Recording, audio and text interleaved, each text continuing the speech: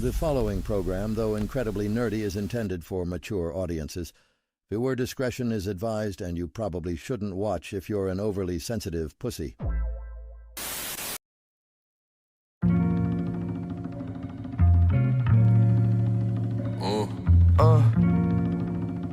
Macadelic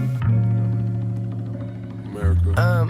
In a room filled with holographic images. Path is limitless, death, well that's ridiculous. I'ma live forever cause the legend never died. See, the world is simple but complex in the design. I spent some time just thinking, where did that get me? High, more drinking, now my head empty. So can it last a couple minutes more? Pain a funny thing when you can't figure out the source. Bear witness while I'm checking bitches off my hit list who try to understand the fucking message I encrypted. Itching, hallucinating visions of utopia until I figure out that the perfect world will only one. Never hold my tongue, vocal is a loaded gun, and I'ma shoot somebody in the face if they're too slow to run. Mac Miller, I'm the only one, but I'm the coldest one. This is pandemonium. Got my middle finger up with a cup and a Dutch split. Hand on my nuts when I'm wildin' out in public. Welcome to America, motherfucker. Welcome to America. My middle finger up with a cup and a Dutch split. Hands on my nuts while I'm wildin' out in public. Welcome to America, motherfucker. Welcome to America.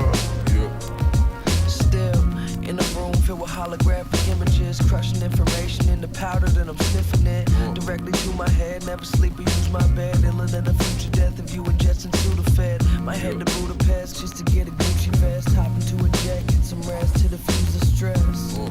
See, this is what I do the best. Nothing that you got except a bullet getting through my chest.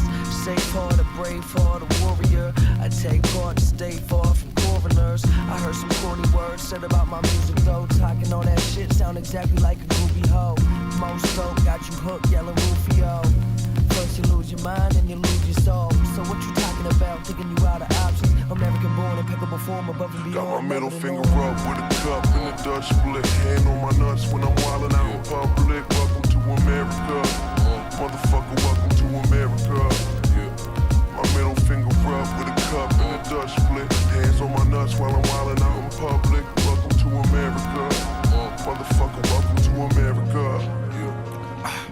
Yo, chick live in Pittsburgh, bet I still her. Set out my wig and Mac Miller, coming up in a world for the killers. I be shaded up at the villa with a girl that know what the deal is. Yeah, they know I come from the illest city on the map. We don't know how to act. Realest young rag go-getters in America. Bad chicks get tossed around like the merry-go. CV and Mac Meezy taking off on PJs. We the future, so every night is a new day. Sitting in the studio, chain on in my hat low. Young visionaries, and we selling out the rap show. I can trigger the wave in my sleep, name paved. I feel like I am engraved on the beat. I wake up, shower, get paid, and repeat. Spit one flow and got made on the streets. Welcome to the land where you never stay for free. Swag worth a meal, drop cash for the Got my middle deal. finger up with a cup and a Dutch split. Hand on my nuts when I'm wildin' out in public. Welcome to America. Good morning Welcome to America. and welcome to America. Today, we nerd-venge once more. Once more into the breach we go. Lots of nerdy news to get into. All kinds of little rumors, little teases, speculations. Also, is AI gone forever? Did the AI bubble finally burst? What's going on with Disney, their billion-dollar investment into OpenAI? We're going to get into that crazy shit. Lord of the Rings making a Steven Spielberg starring film about Steven Spielberg or Colbert, where he's playing the Hobbit. We might have that slightly incorrect. I'll look into that and we'll get that corrected when we get into it. But yeah, something's going on with Stephen Colbert and the Lord of the Rings. We're going to talk about it. Yeah, we're going to talk about it. Daredevil, we're going to talk about it. Secret Wars, big time rumors. They're big time rumors. We're going to talk about it. So everybody just relax. And also, yes, it is Christmas Eve. Not for you, maybe, but for me. I'm talking about Warhammer, baby. Yeah, tonight. Probably, hopefully, New edition of Warhammer announced. Oh my God, I'm so excited. I know you're excited too. Oh, I can't wait. It's going to be so cool. Probably be tonight, like 8 or 9. Hopefully we get a nice CGI trailer for it. And, you know, we'll react to that on stream later. Oh, so cool. Anyway, wait, what the hell? Anyway, what's going on, everybody? Welcome on in chat. How are you doing? Did you guys all watch that Daredevil show? Maybe we could start there. Did y'all watch that Daredevil show, chads? And if so, what did you think of it? Was it decent? Did you like it? What's up with Heather, man? Everybody's like, oh, Heather, man, she's the best. First episode of Daredevil was solid. You know what? Solid seems to be the word for it. I think I will also say that it was solid, even though I didn't watch it. Because that is a nice word, and I see a lot of people using it. Hard to argue with the word solid. It was solid. Josh, I'm thriving. Hope you're having a good morning. Oh, Bianca, that is lovely to hear. I'm glad that you're thriving. I'm doing very well. Yeah, things are good. Things are good over here. Thank you. And I hope you're doing well. It's glad thriving. What a beautiful word. Heather looks like she's making a heel turn. Oh, yeah? Is that so? Oh man, is that so? you strike a hard bargain here, Chad. Maybe I will now have to check out Daredevil Born Again. Now that there's so much great Heather in the show, huh? Rossi says it was pretty bad, but then Heather saved the show by herself. Oh, okay, yeah, pretty good. Hey, pretty good one there, bud. You got me on that one.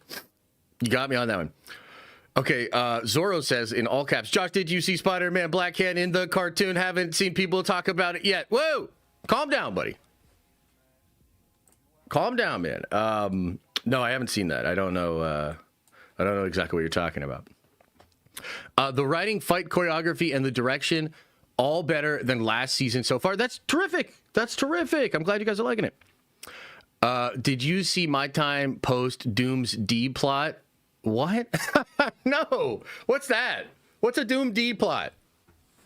Like who he's giving the D to? Is that what we're talking about here? What are we talking about? I don't understand, guys. Yeah, a whole lot of caps. Yeah, there's a lot of caps. Is the Jackal rumor true? You know, honestly, guys, I swear to you, I do not fucking know. I mean, I would assume since Alex and Cryptic are teasing it, yeah, it's probably true in some way, shape, or form. I don't know exactly what it means. I haven't really looked into it, but yeah, no, I mean, dude, Jackal's awesome. If they do some Jackal shit, I'm down. Jon Snow, welcome back to the Nerdvengers, buddy. You are a Nerdvenger now. Are you excited about Warhammer tonight?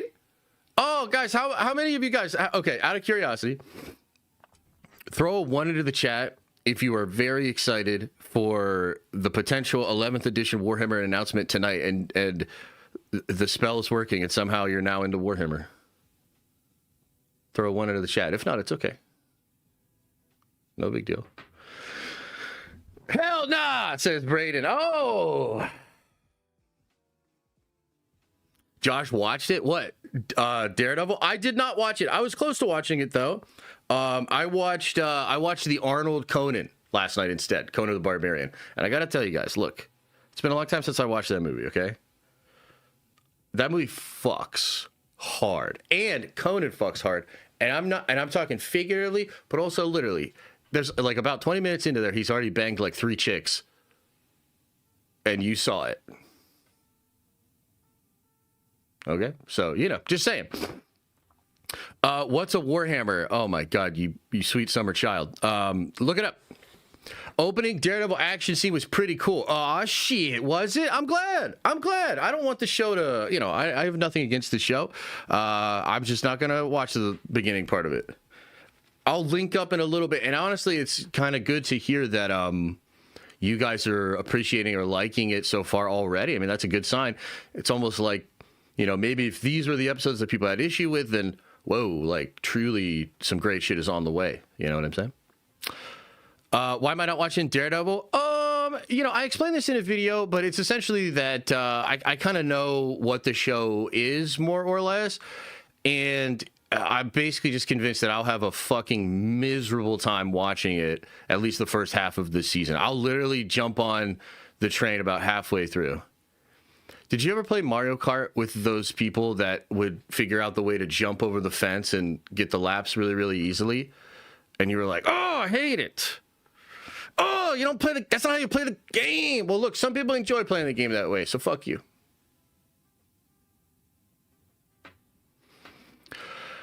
Definitely feels this is what season one's supposed to feel like. That's great. That is awesome, dude. I'm like 34 minutes in and not loving it. Oh, yeah? What's Jackal's powers? I'm casual. So I believe Jackal is the guy that does all the cloning of Peter for the Clone Saga. I would imagine he turns himself into a Jackal-like being at some point, although, frankly, I can't actually recall a memory of that.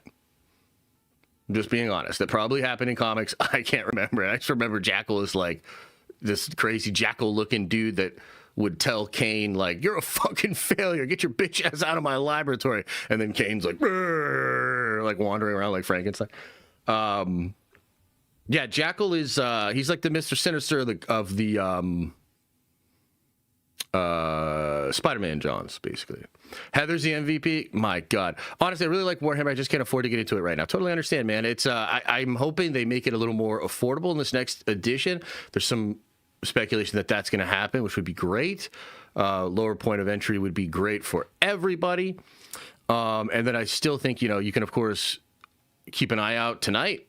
See if there's that dope new trailer. See if 11th edition gets you a little excited. I hope so. It's an opportunity for them to really get us all excited and get us all to be back playing the game and enjoying the game. So hopefully it goes really well.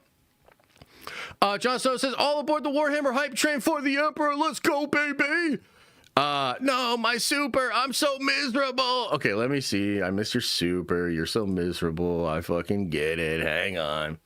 Okay, Darth Saber says it was pretty bad, but at least Matt and Heather both got their double Ds. You had my interest, and now you have my curiosity. Are we being serious right now? I mean, I'm a big fan, it's a family show, so we want to tread carefully here, but I'm a big fan of boobs. So, is he capping? What's this? What's this? This some lies? Is this some deceit? The black costume is all. Oh, is he just talking about the black costume double Ds? Oh, of course he is. I knew that. Of course he is. I need Grey Knights as core, please. LOL. New Terminator, better rules, updated models. Yeah, Grey Knights could definitely use some updates for sure, man. And I hope they get it because I like the Grey Knights. Grey Knights probably going to be my next army, to be honest. Yeah, we'll see. Zack Attack says new Invincible episode with the Dark Blood stuff was meh. What? No. Oh, you hate to hear that. Are you serious? Hope they don't revisit it all that much. No way. So I haven't seen it yet. Yeah, I haven't seen it yet. I didn't watch it this morning. I don't like staying up super late to watch these things either. So I'll probably watch it after stream. But oh no, really? Oh no. The lava chick was mid. Oh yeah. How many people do people agree or do people disagree with that take? I saw some people already disagreeing with it in chat. I mean, man, I'd love that to not be true. I was really looking forward to the 4th episode. I just watched it and it was awesome. Hey, how about that? Different strokes at different folks, huh? Darth Saber says, no, I got too stoned and fell asleep at the intro. Of what? What the fuck? What are you talking about, dude? Oh, okay. I'm trying to follow you here, brother. I'm just, we're going between chats. I feel like there might be a little lag in your brain parts or whatever, but it's all good. Only saw half and it's good. Okay, nice. Was Devs a budget saver episode? No, I don't want to hear that. It was too demonic for you. Okay, interesting. Yeah. I'm looking forward to checking it out. I'll form my own opinion about it. Maybe we'll talk about it tomorrow or Friday.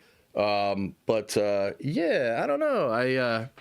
I guess to be fair, I didn't take all that much time this morning looking at how people reacted to it. But yeah, hopefully it's real good, huh? Who's your favorite army? I like Death Guard and Sisters. So my favorite army is probably Custodes, but I mean, I don't know. It's hard to say. It's either Custodes or Dark Angels. I really like the Custodes, but they're almost not really an army, and I mean that from like a lore perspective, right? But I love the Dark Angels, and the Dark Angels is like my Space Marine chapter. I have a Tau army as well. I like the Tau. Yeah, and then I think probably Grey Knights would be next for me, man. Dude, Grey Knights are so cool. The fact that they're all demon hunters, the fact that they're all, librarians or wizards. Oh, it's so cool, man. It's so cool. Oh, it's so cool. Oh, holy shit, it's so cool. Oh, really? I didn't know that, John. That's interesting. Darian Thompson says Sadie Sink is playing Emma Frost. Okay. Emma would take more aggressive stance than Jean ever would, threatening to make Peter forget who he is and more. Yeah, I don't think so, bud.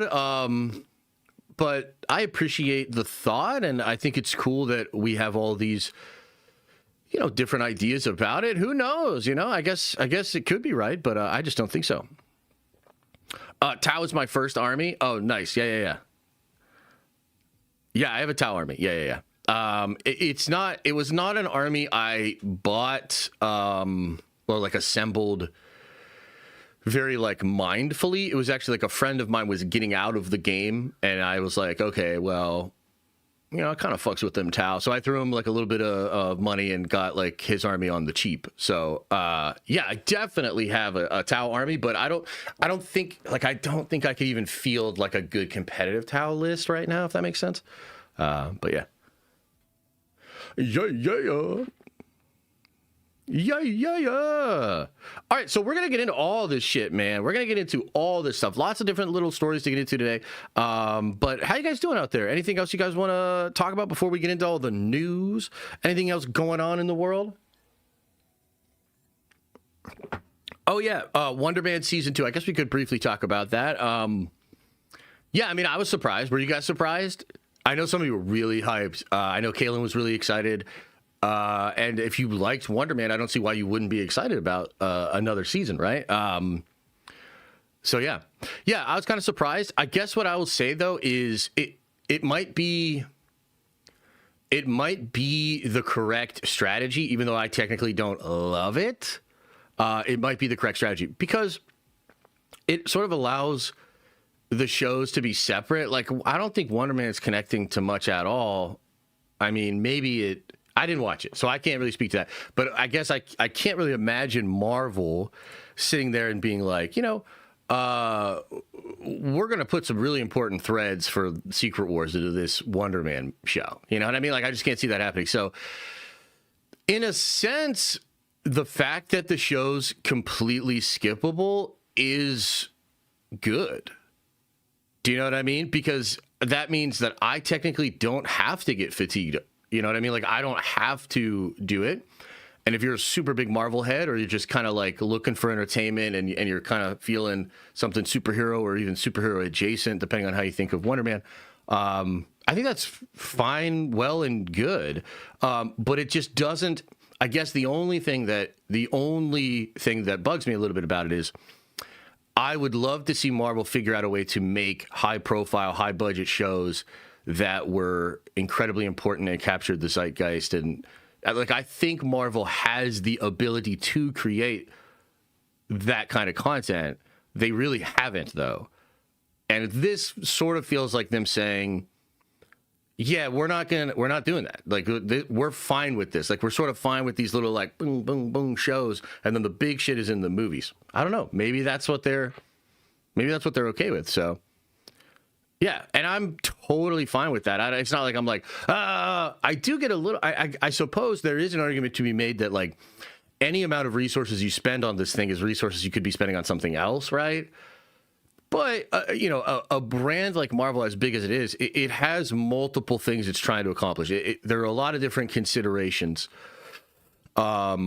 with Marvel and what it's doing. So, look, I guess I'm not mad at it, but it's just very clearly going to go in the category of, like, I will not watch that. You know what I mean? But, yeah, I feel like that's fine. What do you guys think? Is it so stupid? You can't believe it?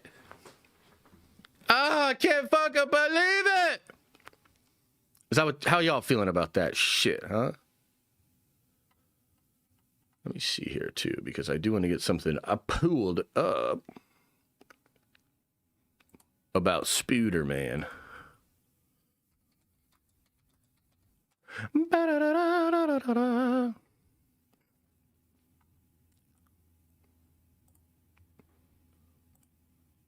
Yeah, chat, what do you think of that shit, huh?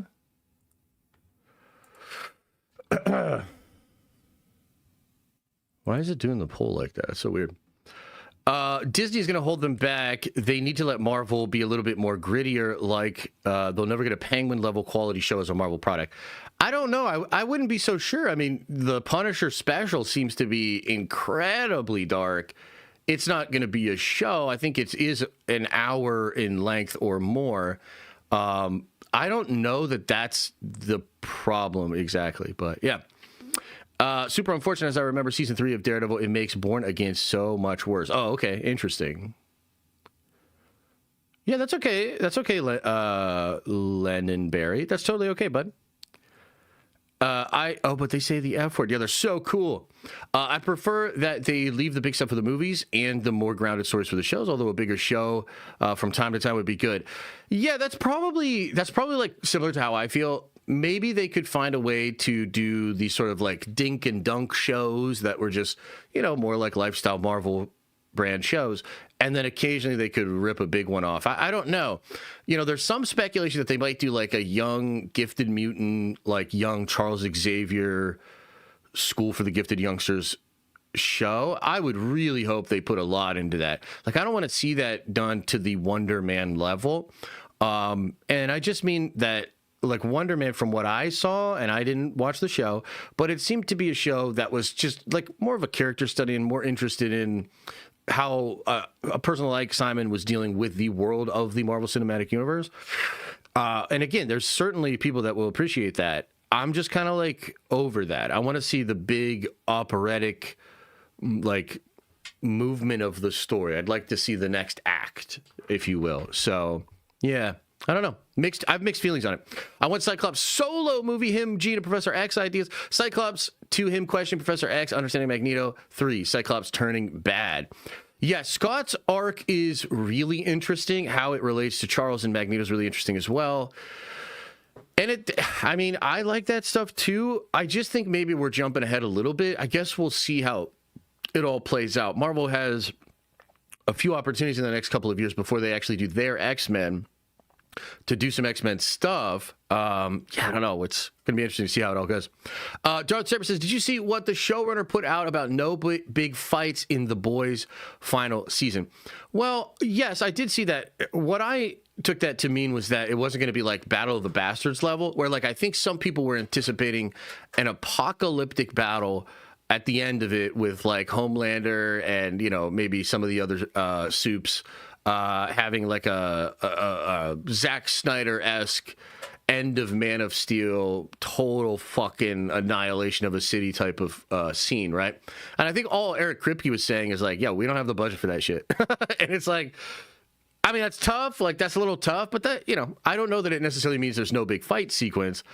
I think he's just trying to sort of set proper expectations, but yeah. Yeah, Loki knocked it out of the park. That's true. Loki was a great show, yeah. After watching Charlie Cox on Kimmel, I'm 80% sure that Daredevil will show up in Spider-Man Brand New Day. What's your temperature on Daredevil making an appearance in July alongside Punisher? I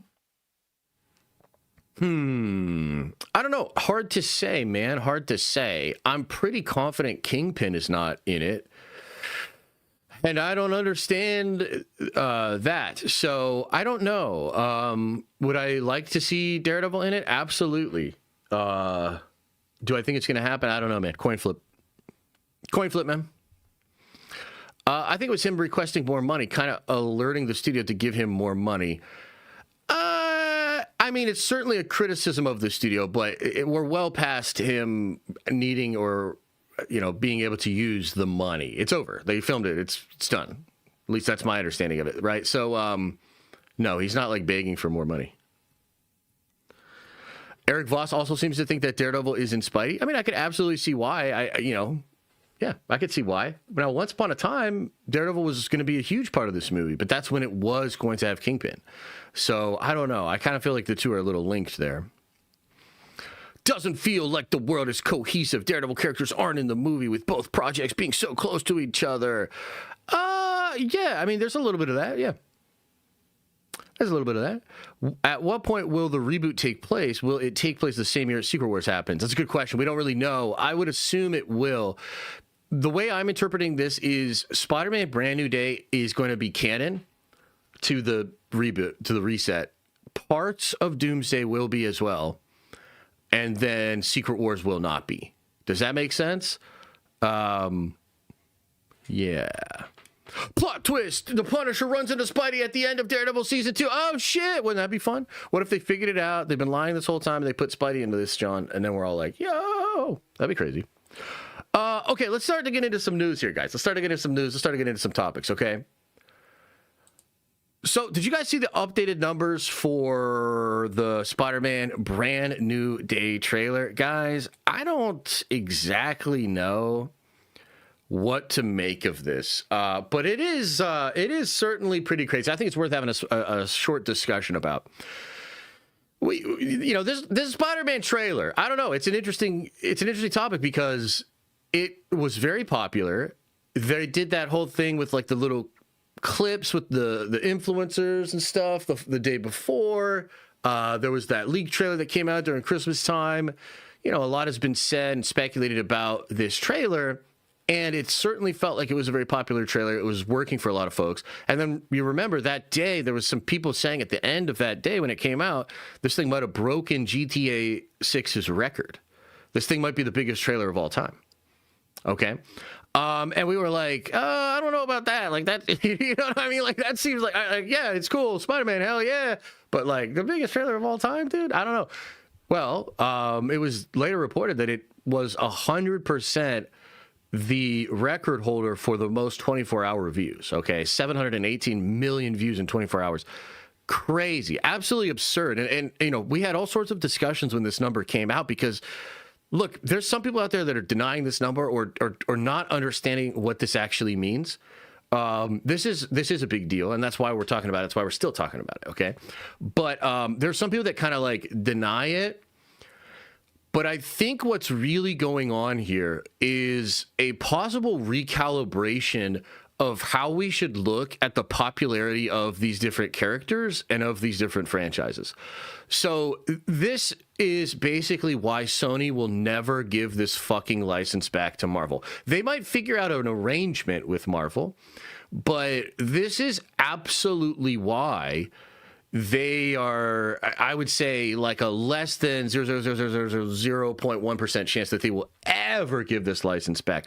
I mean, I think, unless I'm mistaken, the top two films in their entire studio's history are both Spider-Man movies. That's ridiculous, okay? And so now we have this updated, like an addition to the story. This motherfucking Spider-Man trailer has crossed 1 billion views in just 4 days, making history as the first movie trailer to surpass the milestone. Now, I need to explain this because, like, do you guys understand what this means? I'm sure, like, at a surface level, you totally get it. But do you understand the significance of this? Because this is not a nothing burger. This is actually quite the something burger. Okay? So, okay, the reason this is so wild is because the trailer has added the equivalent of the views that Warner Brothers held up as the earth-shattering views that the Superman trailer got while using shenanigans. Okay? So do you understand what I'm saying? Like, they did all this stuff where they had all the Superman trailer was very coveted. They had like a little thing where journalists were out there talking about it, and then there were like all these leaks and stuff that came out of it, and the Superman trailer popped off, and I think it did, unless I'm mistaken, they said 250 million worldwide views in 24 hours. Okay. Now, on the one hand, if you just think about the difference between 250 million views and 718 million views, you can really start to see like a crazy picture. But beyond that, think about this. The Spider-Man trailer has added the equivalent views of the smash hit Superman trailer's big opening to what it already had. It has done essentially 300,000 or 300 million rather views in the subsequent 3 following days to its big release. That is crazy, dude. Like, that is like really wild to contemplate. And I think, you know, I think it just shows that maybe there's different levels to the game and levels to the character. I think what you're seeing with this Spider-Man is a lot of love for the character. Obviously, Spider-Man is, I think, maybe the most popular character on the planet, the most popular superhero and all that, right? It shows the popularity of the cast of this movie, you know, Tom Holland being Spider-Man, Zendaya being MJ and all of that. It shows that Marvel movies still have an incredible amount of cachet. Not all of them, right? Again, because we're talking about like Spider-Man, right? But like, dude, think about all the conversations we've had in the past couple of years about fatigue, theater fatigue, theatrical experience decline, streaming, comic book movie fatigue, you know, all the different arguments, all the different debates, all these different things. And like in the middle of that, Marvel just kind of quietly, and, you know, with Sony as well, of course, but like, you know, it's a Marvel character. Marvel kind of quietly just shows that a lot of what you've heard is just noise. Okay? Now, that's not to say that like Marvel didn't have a decline. It's not to say that they weren't making poor choices. But it is to say that if they just correct some of those things, and I think sort of double down on like the wish fulfillment of fans and really try to provide incredible experiences and content for the fans, there's basically just a lot of mileage left in this old baby, right? So if like comic book movies are this old car or whatever, like you just, you know, slap the hood and it's like this baby's got a lot more mileage in it, and it absolutely does. So history has been made, and look, at this point, I think you'd have to consider, and this is like, bro, I can't believe we're saying this, but you have, at this point, you have to have this conversation. These views beg the question: is Spider-Man the biggest movie of 2026? Most people think it will be Doomsday, and that is even with Dune releasing simultaneously.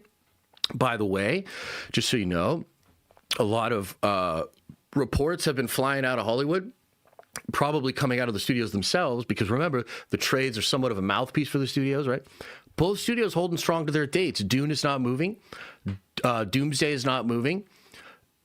People think both movies, from inside both studios, they believe these movies can both be successful and make $1 billion, even though they release at the same time, right? So, like, that shit's happening. And it's just wild to sit here and be like, wow, Spider-Man might actually have the sauce in a way that we didn't even realize. You know what I mean? Like, so I wonder if you guys are shocked about this at all or not. I'm a little shocked by it. Here's one more thing we're going to add to this, and then we're going to, you know, look at what you guys are saying in chat. One little thing, okay? So My Time to Poop on the Floor, hello, has said that the next trailer will get 2 billion views. Okay? Now, listen, she's a shyster. She's a trickster archetype. You know what I mean? Like, let's be careful here. But at the same time, like, she does have info. So I got to tell you, man, I think I understand where she might be coming from, because even though I love this trailer and I think it's incredibly effective, this trailer's hiding all of the shit. You don't see fucking Hulk. You know, you don't see Hulk. You don't see Punisher doing shit. You don't see Jean Grey doing nothing. Dude, we don't see anything in this trailer. So, like, I'm kind of inclined to agree like, it almost seems like, yo, if this is really how people are rolling up, like, everyone's just rolling up for the Spider-Man trailer at the end of the day. Everyone's just like, yo, I fucks with that trailer, Marvel. Hell yeah. Let's go, Spider-Man. They're already on board. They don't even know how crazy this shit's about to get. So I don't know. We might be looking at an all-timer, guys. We might be looking at an all-timer here. We might be looking at a movie that's like that is the right movie for the time. Sometimes there's an alchemy there that you can't quite predict. And it really seems like we have a big hit on our hands with Spider-Man. So those are my thoughts on this, guys. And I can't wait to see that next trailer. I wonder if they'll show a little Jean. I wonder if they'll show a little other X-Men. Brother, what if they show Dr. Doom? I mean, listen, I'm not saying Dr. Doom is in this movie, but he might be. Can you imagine? Can you imagine the next trailer shows us Dr. Doom? Dude, because I was like, okay, if it gets 2 billion views, how the fuck would this thing get 2 billion views, right? Crazy. Okay, and one more thing. I know I said I'd stop yapping, but one more thing I got to add to this. You know, we do live in this day and age where the Doomsday trailers got 1 billion views combined as well, right? All those massive big trailers that were rolled out for Doomsday, that got 1 billion views as well. Now, that one was a little more gimmicky, frankly, than even the Spider-Man trailer. But, I mean, what are people going to say if the Doomsday trailer gets 1 billion views in 24 hours and gets 2 billion views in 4 days or some shit? Do you know what I mean? Like, I think a lot of these conversations might get put to rest. And just because people scream that it's comic book movie fatigue or Marvel's lost its way or whatever, like, it kind of doesn't matter what they say. It matters what the collective decides. Like, it's almost like the market is the market, right? So, you know, for all the shit talking and all the idea that Marvel might be gone or comic book movie stuff is on the way out, I mean, guys, if they might have 2 of the biggest movies of all time this year, bro. Like, it's just crazy. So anyway, chat, what do y'all think about this shit? Chat, what do you think, man? Let's catch up on some of these soupies here, too. Born Again off to a great start. Heather Muse Brewing. Karen knows Wing Chun. And they brought back the BB report. Okay, right on, brother. Right on. That all sounds like stuff that, some people are probably excited about. BP Kinraid says, just nipping in while at work. I'll watch later. Much love, Josh. When are we starting the Horus Heresy book club? It's a good question, man. I am, like, eternally behind, and the world is so full of chaos. Let's just wait a couple of weeks and see if, some earth-shattering, changing, completely bizarre things happen to our entire race. We'll see. Let's just wait. Let's wait a couple of weeks. We'll circle back to that. Appreciate you, though. Rossi says, Ben and I are driving back to Atlanta. Pray we don't get a geometry attack on the way again. That's what had happened last year. Oh, my God, guys. We need to put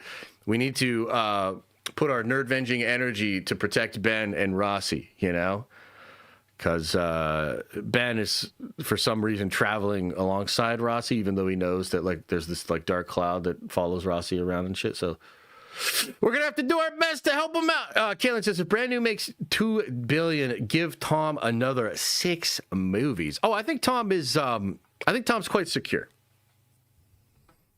I think Tom's going to be all right, man.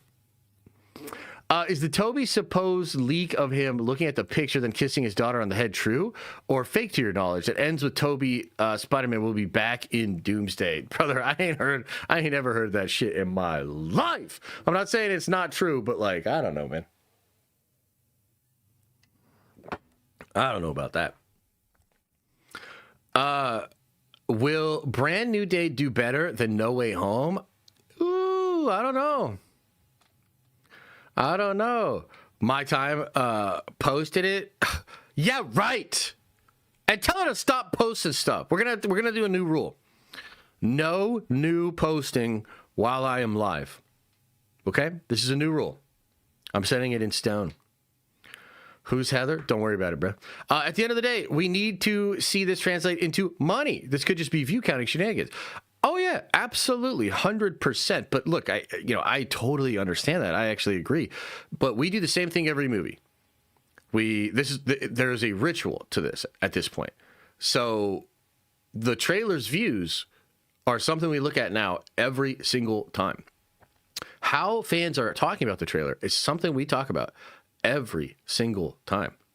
The long range box office tracking is something we talk about every single time. So we are giving equal treatment to Spider-Man Brand New Day as we gave to all of these other movies. It just happens to be the case that when we are talking about Spider-Man Brand New Day, we're talking about record-breaking, mind-boggling numbers.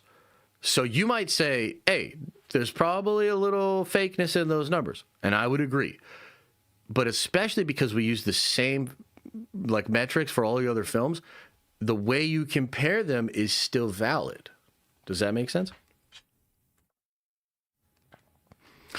Logan says, wasn't able to hop in here after the Dune trailer, but I saw your thoughts. But holy shit, Doomsday will obviously make more, but I fear this direct competition. Is that what you're saying? My $5 super chat disappeared? Okay, buddy, I'll look for it in just a second.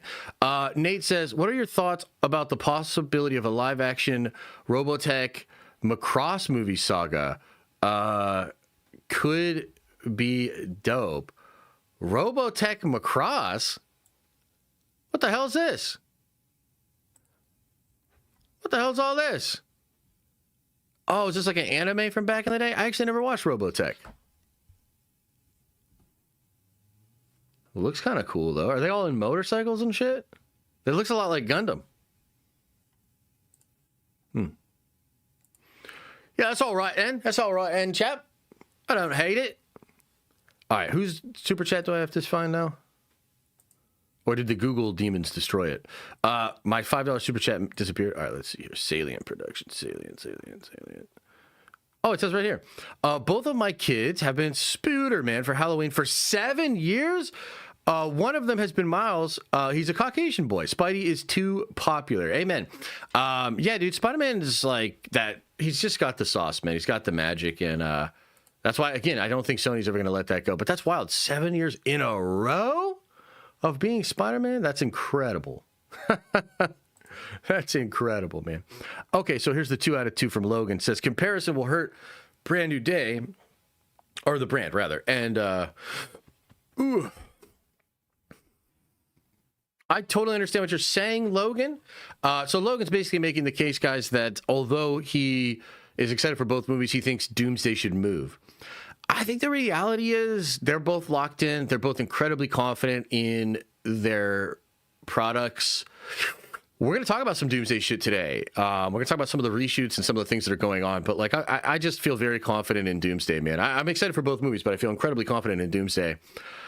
I think we're heading towards a Dunes Day. I don't love it. I don't think it's great. Maybe it will just create a ton of commerce. We'll see. But yeah, I don't love it. But I also just think that they're all locked in, man. You know what I mean? Like, everybody's locked in. Okay, let's see here. VJB Productions, appreciate it, with a 10 spot, brother. Says, kids won't ask parents to take them to Dune multiple times, if at all. That's fair. But they will for Avengers. Can that make up for some of the difference with no IMAX? Yeah, I absolutely agree. And also, too, like, remember this IMAX conversation. I mean, I think this is something we're going to keep an eye on. And as a Marvel fan, I'm not pumped about what's happening. But at the same time, I do think it's fair to say premium screens is not IMAX. I mean, the closest IMAX to me is like 3 hours away. There are premium screens all around, but the closest like true IMAX is like 3 hours away. So there's just not enough IMAX screens, period, to, I think, really make that big of a difference. I think what this means is for people that live in huge markets like New York City, LA, maybe some of these other big cities, maybe in Orlando or something, I don't know. It will be the case that maybe some of your favorite venues will not be playing this Doomsday movie on your favorite screens. That is true. But I think to say that will make Doomsday unable to compete with Dune is just not true. Does that make sense? Like, it's just not true. Underwear Taker says, my time to support. Oh my God. You guys are so wild, you know what I mean? But yeah, it's all good. Curious, during Endgame, cinemas were open for almost 24 hours during the release weekend. Yeah, I do remember that. And then they did like a big marathon thing as well, right? Getting people to watch all the Marvel movies before the thing, which I think at this point, to watch all the Marvel movies would be over 24 hours. It would be like 36 or more hours. My God, could you imagine sitting there for that long? That would be wild. Dolby and XD are just as good, honestly. I mean, I've had great experiences with them. Yeah, I think Doomsday's going to be fine, guys. That's basically what I'm saying here. Yeah. Dune has no chance against Avengers, and no one cares about Dune. I mean, we don't have to go that far. My God, children. My God. Yeah, no, I don't necessarily feel that way, but yeah. Would you like a complete reset after Secret Wars? Like nothing carried over, clean slate? I would not mind that. I just don't see that happening. Marvel's invested too much. There's too many fans that are invested in the canon. They're gonna have their cake and eat it too. Maybe that'll work. Maybe it won't. Frankly, I think there'll be something to that, guys. Which we're gonna talk about the first Firmament a little bit later. Alex Perez dropped a nuclear bomb of information earlier that basically nobody's paying attention to. That's okay. We'll talk about it. With what they're cooking with the Celestials and the multiverse and the nature of everything, I think a not clean reboot will make more sense and will actually be the reason for the lingering conflict that will happen past Secret Wars. But we'll get there. Darian says, Stan Lee tells Loki a story of Marvel and how it's supposed to be. Didn't like you for a while, and it always came up, but I love the channel now. All right, bud. Hey, all good, man. All good. I know that I've been a butthole more than a few times. I'm in process. I've been going through some changes myself. I can't say that I honestly care whether you like me or not, but I can just say that I know I wasn't always the most likable. How about that? I hope Doomsday moves up 2 weeks before. Yeah, guys, it's just probably not going to happen. I mean, technically, could that happen? Sure, but like they have a literal fucking countdown that they did like 4 big trailers for. I just really don't see them being like, well, actually, that countdown wasn't real. It's early or whatever, you know? They better put the song Changes by Black Sabbath in Brand New Day. It fits perfect. It's a good song. Yeah, that would work. That would look good. Okay, I think that's enough about this trailer thing. We're all probably feeling the same way where we're like, it's a good sign. It's a little sus. We'll see what it actually means. It's gotta turn into dollars. We got to see the dollar signs. But it's potentially a very good sign that Marvel's still got a lot of cachet and people are really excited about the Spider-Man. You know what I mean? So, hell yeah, let's go, Spider-Man. Let's go, Peter. Let's tingle our Peters, baby. Woo! Okay. Let's talk about AI a little bit. You know, everybody's favorite thing, man. You guys love talking about all this stuff. So here we go. So AI, is it over? Did John Connor win and save our timeline and we don't have to worry about it? Unfortunately, I don't think so. But a lot of you rebels out there have a big victory to celebrate. And what am I talking about? I'm talking about open AI, more like closed AI. You know what I'm saying? So let's talk about this. Because I think the way this has come out is maybe a little misleading to some folks. So let's break it down because I'm sure many of you think we beat the robots and that's not exactly what happened. Okay, so we're over on Discussing Film. It says Disney has canceled their deal with OpenAI. Whoa. They plan to invest $1 billion into the company and let Sora have access to AI-generated videos of characters from Disney, Marvel, Pixar, and Star Wars. Wow, wow, a wee wow. Okay, so this is kind of cool. First of all, chat, y'all be loving this? Throw one into the chat if you guys are like, fuck yeah, fuck those clankers. You know what I mean? Because I know a lot of you guys are pretty anti-AI, you know? So maybe you're feeling real good, huh? Maybe you're loving that shit. Throw one into the chat. I just want to know so that I can turn you into our robot overlords, of course. It's too late! They got you! No, I'm just playing. So, listen. This has more to do with OpenAI and potentially more to do with the AI bubble which is really about investing, than it does with the future of AI. Okay, so although this is a positive story, several other things came out yesterday, like, for instance, a big VFX studio that had worked on a lot of the Sony movies shut down independently. Epic Games fired 1,000 people. And on and on and on, man. There's just like a lot of like really crazy things going on in the marketplace. The truth is, Google, who was initially way behind in the AI race, has basically completely caught up and basically eclipsed what all of these different models are capable of. Now, some of you guys might have seen some of this coming, okay? So if you watched the Ben Affleck, Matt Damon, Joe Rogan episode, there's this part in the podcast where Ben is explicitly talking about OpenAI and Sora, and he said, so the thing is, the most recent model is only 25% better and costs 4 times the energy to run as the previous model. That's obviously not very good. And what you'll see, if you like are smart, is that Ben actually just signed like a $600 million deal, which is all, I mean, it's not the billion here, but I mean, 600 million is a big chunk of change. Netflix just made a purchase of a company Ben Affleck was starting. Ben Affleck's company is probably the actual solution, the actual maybe even limitation of what image generation and AI can actually do and how it would fit into a filmmaker's workflow. Sora kind of sold you this idea of like you can just like put in a prompt and it'll like just be this magic perfect image generation thing. So I don't know if you guys remember when Sora was first demoing and stuff, they were mind-blowing videos. It felt like they were so far ahead of everybody. Well, I'm just telling you, like Google, Gemini, even to a degree, Grok, all of these models have now basically completely caught up with OpenAI. And I think the truth is, OpenAI sucks ass and will probably be gone by the end of the year as a company, which seems crazy because at one time they were so far ahead of everybody.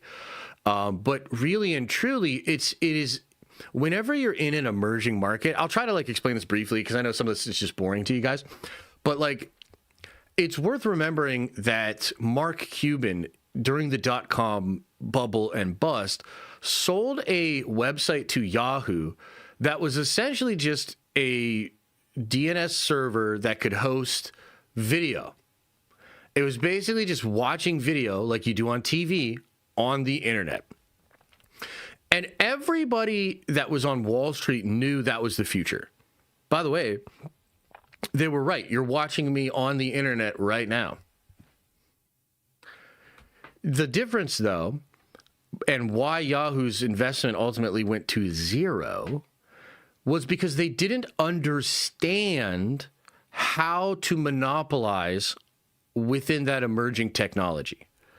So they thought owning the server, owning the website, owning the domain was the key. It was the way. It was like owning the broadcast channel or having the licensing rights to the open broadcast channels that were running on television or radio waves, right? Like, so they basically just brought in the wrong idea to an emerging market and they got fucking smoked. Okay. Worked out really well for Mark Cuban, though. You know what I mean? Like, it worked out really well for Mark Cuban. And so when people say bubble, guys, when they talk about the AI bubble, that's what they're talking about, is like they're talking about a whole bunch of people with money and a whole bunch of investors that are looking at the world and basically saying, like, yes, AI is inevitably the next big thing. And if you can really be the one to crack it, oh my God, you're going to make so much money. But they're all making the Yahoo mistake because, frankly, they're willing to be wrong probably 4 out of 5 times because the upside is so large, right? So OpenAI, to me, to be honest with you, is literally just the Yahoo live streaming website thing from the .com bubble. Like, we're gonna realize that, yes, all of these models work differently and maybe certain models have advantages over other models and certain ways of doing it. But by and large, you know, Google and the data that they have, and Apple and the data they have, NVIDIA and the data they have, it's literally better than OpenAI, man. And so I think OpenAI is completely falling apart, and it'll probably be gone by the end of the year. Now, does that mean all this AI shit is going away? No, it is not. It may well change drastically from what you thought it was. And I think that's probably going to happen, right? Like AI will probably be used in like countless fields, but you'll want a lot of human control on all of these parts. At the end of the day, the big reason that Sora sucks ass and was not worth $1 billion of investment is because it's really good at generating an end result that can look really convincing and it's really impressive. But when you try to tinker, which is what the artist does, right? And when you try to say, hey, this is good, but actually the atmosphere of this scene is supposed to be dire. We need gray clouds, perhaps a gray tone.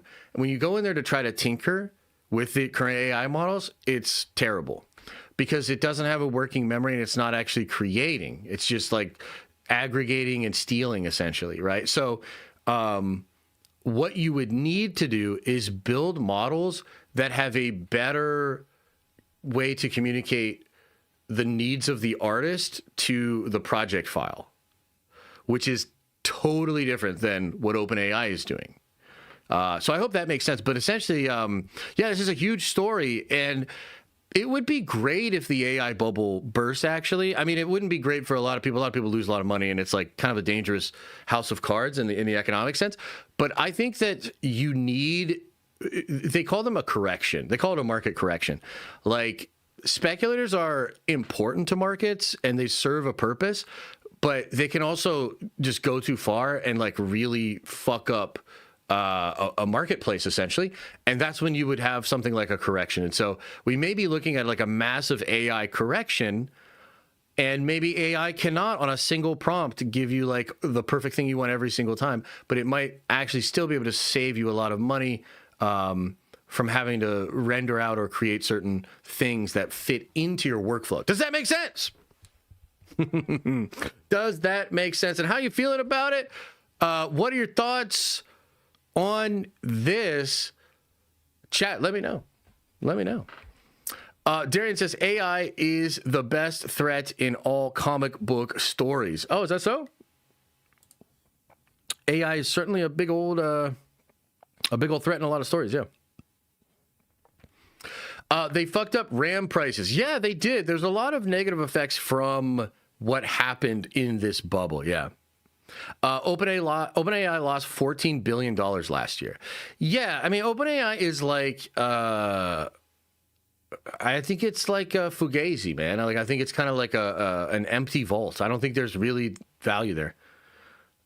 AI video of 100% the comic stories would be fire. Yeah, there's a way, but again, I don't even know if that's strictly possible. Like, we might be running into some of the limitations of the technology. Like, look, I'll tell you that I don't want to get too lost in the sauce on this, because I think that like a lot of you guys probably just don't give a fuck. But part of this is that these models, when they test them on metrics, they perform incredibly well. All the ways we're testing the models, they're killing it. It's almost like the problem with college students. A lot of our college students, a lot of our higher educated people are actually just great test takers. They're not actually great thinkers. And you find a similar thing in AI. All these models perform incredibly well on tests. Next to no company has been able to show actual value created by these models, partially because they make really silly mistakes. They are so good and so smart, and yet they will sometimes make really silly mistakes. They sometimes will make assumptions. The operators will call this a hallucination. It's not a hallucination. You know what I mean? It's like there's something missing. They're not a 5-year-old can make more consistent decisions than some of these models, and these models can do PhD level science. Do you see? So the part of the bubble is a sort of mismatch of like what we thought these models would be and what they actually end up being, you know? So yeah, kind of interesting. Yeah, okay, let's move on from this. I think this is an interesting story. You know what I mean? I think this is an interesting story, and fuck OpenAI, man. I'm glad they're done. Fuck them. All right, couple other things, though. We got a couple other things to talk about. I'm in grad school, and these AI things have been enabled. The dumbest students to fake it. It's unreal. Yeah, there's some, I'm sure that's going on. I'm absolutely sure that's going on.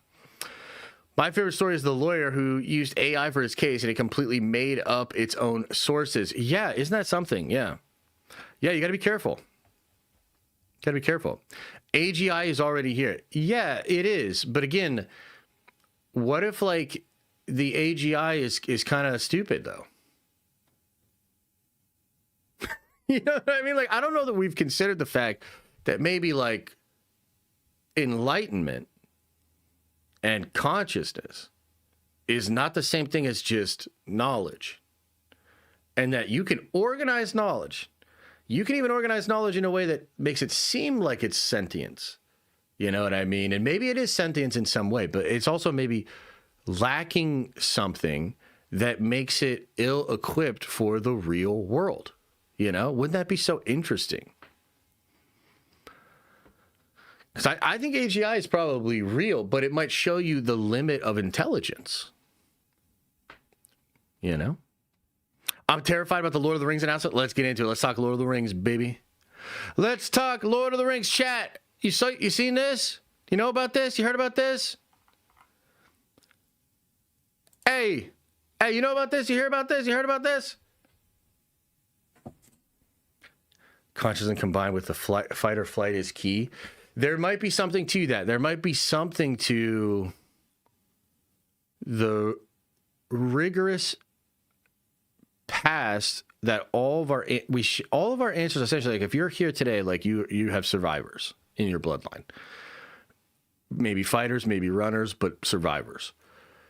And I don't know, maybe there's something about all that perennial ancient survival that, like, gives you the ability to discern in a way that the machine lacks, you know. But who knows for sure? It's fun to speculate that. It's fun to speculate and talk about.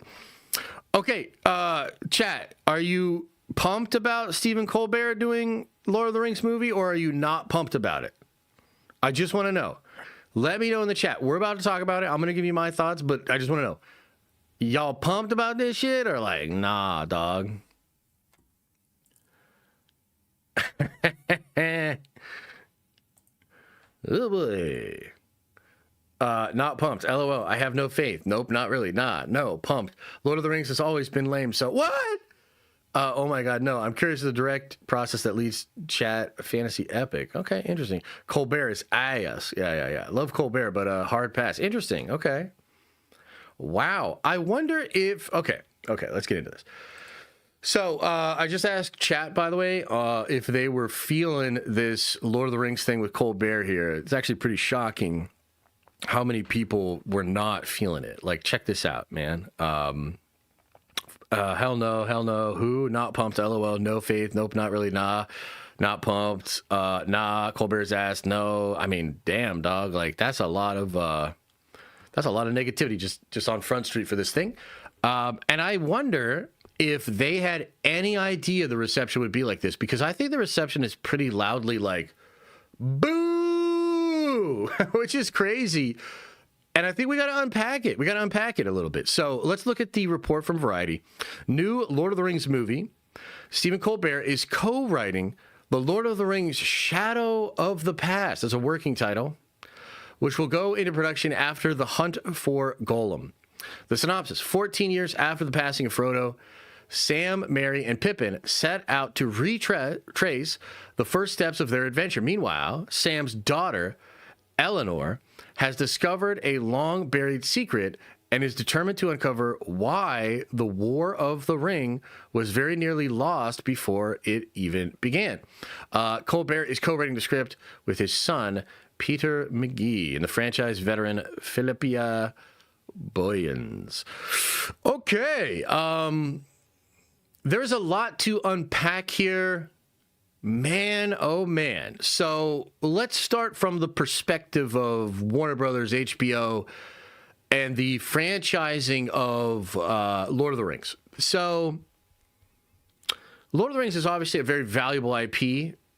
And, you know, Amazon spent, I think, $250 to $500 million just to acquire the license to make that show, another $500 million a season to produce it. They spent a buttload of money on Rings of Power.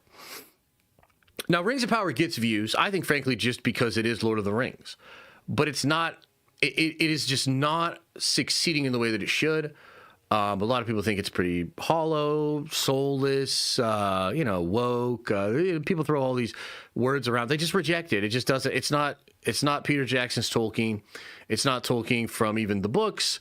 I think a lot of people, by and large, reject the Rings of Power. I think in somewhat of a response to that, other individuals that hold other parts of the rights are trying to rehabilitate Lord of the Rings.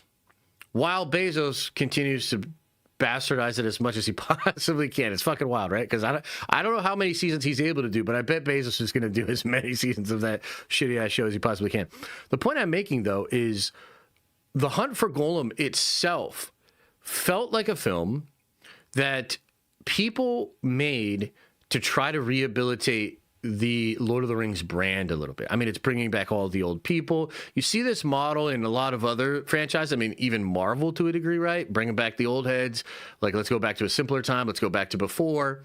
And that's interesting. And they've got a lot of the cast. I think the only person they didn't get was Vigo. So, interesting there. This implies a additional movie being produced, I would imagine, out of the same sort of thought process and a continued effort to franchise Lord of the Rings. Now, the Stephen Colbert thing is interesting because Colbert is he's a very popular, somewhat maybe infamous, and we're going to get to that because I think that, once again, Hollywood is not seeing how the perception of this guy has really changed. They're just thinking in terms of legacy media. He's this big name. He's been the host of this big show for so long, etc. And he's also a huge Lord of the Rings fan. Basically everybody that watched Colbert, whether it was the old show or the new one, knows that he's a Lord of the Rings fan. You know what I mean? He can actually speak Elvish. He's a huge Lord of the Rings head. So he loves this shit. And so you can see the thought process from the studio where they're like, we're looking for some cachet for this project. We want to continue to rehabilitate Lord of the Rings and really harken back to what Peter was doing and all that. And I think Peter's involved with this and The Hunt for Golem. I'm probably at a producer level, but I'm pretty sure he's involved in both of them. So you can kind of see the logic. You can see them saying, we want to do this thing. We want to bring a bunch of the people back. This is somewhat of a sequel, probably, to The Hunt for Golem, in a sense. And so you can see all the logic behind it. So you might ask then, why are so many people so negative on this? Okay. And so let's start with the Colbert of it all. I think by virtue of the divided world that we live in, we sort of live in this Gilded Age, and the politics and the culture war rages on. You guys know how I feel about it. I feel like it's all silly, but it is also real. I think Stephen Colbert has frankly cemented himself on one side of that battle, and I think that has affected his ability to have broad appeal in all sorts of different audience members, particularly, and this is where I think the studios are particularly brain dead. I think especially when you consider how people are responding to Rings of Power, and then you think about what Colbert represents to a lot of folks, how can you not see that you're souring the well, that this choice is actually bad? The inclusion of his son could be read as, a nice lineage thing, father, son, all of these different things. Unfortunately, it will not read that way. It'll read as narcissism and it will read as nepotism. And it actually really reminds me of when J.J. Abrams and his son were announced as co-writers on a Spider-Man comic. And it was like kind of the same thing. Like they're just like, I'm really not trying to be rude about this, but like they really are stupid. They thought coming out of Star Wars that J.J. Abrams, you know, he made Alias and shit. Like they're like, we'll put J.J. on this book and his son. Everybody loves J.J., so there'll be a big appeal here and people really like it. Guys, people hated that. Like, people hated that. And so I think this is another one of those scenarios where you could see the logic for the studio. You could see what they're thinking. You could see why they're doing it. And I bet some people are excited about it. I mean, Colbert's a big fan.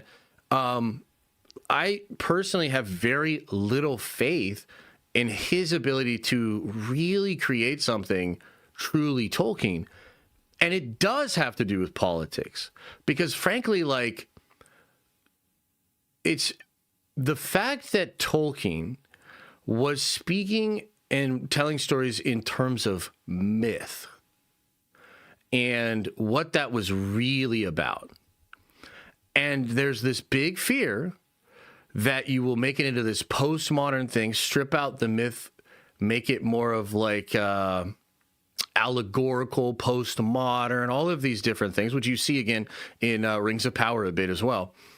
And I wonder if Hollywood is even aware of this, but there's this huge spiritual awakening happening. And I think a lot of people are more dialed in than ever into their intuition and their feelings about these sort of things. And I think people see this thing here and they reel back from it. It feels false and wrong. Look, will the movie get popular? I mean, a lot of it depends on how that other film does. What does it look like when the trailer comes out? It's so early. But look at this announcement. This announcement is made and they think it's a home run. Let's check the comments and then let's check the quote tweets. Warner Brothers wants to outsuck Rings of Power. What is this piece of shit here? Why in the ever-loving fuck would you want Colbert doing this? Well, that's a guarantee. It's going to be turbo woke dog shit. Hollywood finally found the bottom of the barrel. There are bad ideas. There are whatever this is. Writing a sequel to, I mean, like, guys, we don't even have to look at the quote tweets. You know what it is. And if Hollywood wants to continue to stick its stupid-ass ostrich head in the sand and act like all of these people are wrong, thinking it doesn't matter and you'll be able to succeed without their approval, they are wrong. So, another one. When will they learn? When will they learn? Yeah, I don't think these are the droids you're looking for, Warner Brothers, but I guess we'll see how far you take it and we'll see how people respond. Any thoughts, comments, questions? What do you guys make of this, man? What do you guys think? Is there hope? Is there hope? Or are they cooked?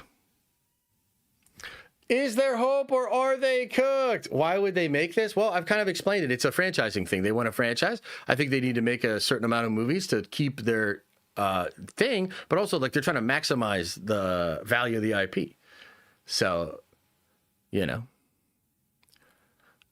No Home, cooked. Hobbit films weren't the best. Fair. Colbert failing upwards. Yeah, there's a degree of that. Yeah. Hobbitches? Oh, shit. Yeah. Hobbit Mary Sue. I mean, maybe. I don't know what to make of that story. I just think that, like, look, I'll just say it like this. This is maybe a cruel way to say it, but the light of Eleanor does not shine on Stephen. You know what I mean? Like he has walked into shadow. So I'm just not excited about like what he'll cook. Josh, you think Daredevil will be in Brand New Day? Flip a coin, man. I have no idea. I think the Wrecking Crew is awesome. Need more Bautista and Momoa. Yeah. Bautista and Momoa are good, and that movie's fun, yeah. Couldn't they choose literally anyone else? Well, yeah, but you have to understand why they chose him. I mean, that's what makes it so funny is, like, they thought they cooked. Like, they thought they cooked. Again, it's up to them. Are they going to look out of the internet and be like, wrong think? Or are they going to be like, yo, what are these motherfuckers on about? Like, I'd call Steven up, right? And I'd be like, yo, so, like, we thought this was, like, hot shit. Everyone's shitting all over this. What did you do, Steven? Hey, yo, Steven, what did you do, dog? You know? There never was a sequel to Lord of the Rings. Tolkien started one and decided against it because it would take away from Lord of the Rings. Why don't they adapt something that is actually based off of Tolkien's writings? Yeah, I'm not really sure. That's a good question. I don't know. Low-key messing with Paramount Steve? Maybe, yeah. Isn't Colbert a notorious Lord of the Rings fan? Yes, he is. Maybe he has a good pitch. It's too early to tell. Will it be a bad project? I still don't care either way, but the Ellisons will probably kill the project anyway, so who cares? Oh, I mean, I don't know, man. Frankly, that's just like a weird word salad that you just said. Obviously, people care because it's Lord of the Rings. Yeah. Why can't he just write the script in first and then people decide if it's good or not? Oh, man. So, guys, he's not going to send us copies of the script. What will happen is the trades will do an article explaining how the project's going to go, and then that'll be like the first that we hear about it, and then we would discuss the details of the project and speculate about it. So, like, that's what we're doing.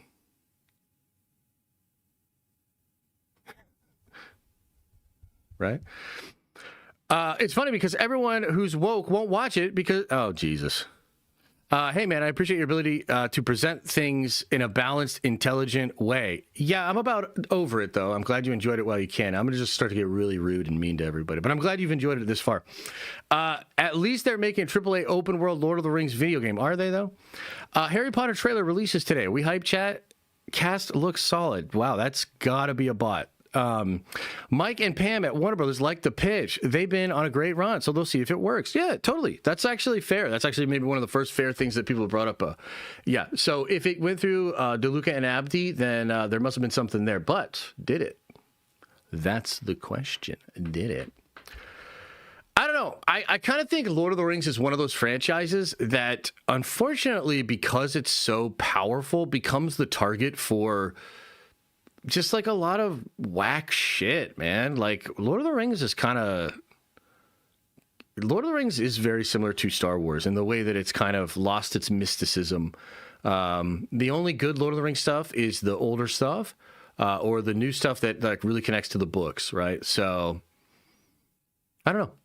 Just it is what it is. All right, there we have it, though. Lord of the Rings. Lord of the Rings, ladies and gentlemen. Best cinematic trilogy ever made? It might be, dude. It is so good. Oh my God, it's so good. Are you going to watch Young Sherlock? No, my friend. No, I'm not really interested, but I hope you like it. Yeah. Where is Nerd of the Rings when you need him? I went to see what he thinks of this. I think he's more positive on it than most, you know? I think. Josh, can you do a room tour and show us all your cool stuff? No. But if there's anybody out there in chat right now that actually collects like antiques or like antique weapons, I'm trying to buy some ancient swords. I'd like to get some ancient swords. So if any of you are someone involved in like maybe a museum or a foundation, you know, or you're just a collector or something like that, hit me up, man. Hit me up. Hit me up. Oh, no, I said you're a bot because your opinion is one of bots. I'm working on that sword still for you. Hey, appreciate it, man. Thank you so much. You ready for that Fable game or not? I'll check it out. I'll try it out, yeah. Josh trying to buy a relic blade? Yeah, I'd like to buy a few. I'd like to have a bunch of ancient weapons. Yeah, they're expensive. They're very expensive. But yeah, I'd like to acquire them. I'll acquire them slowly, you know? A chainsword? No. It's not a chainsword, yeah. I have swords, Excalibur, Ragnar sword. I'm learning how to make my own sword. That's cool, man.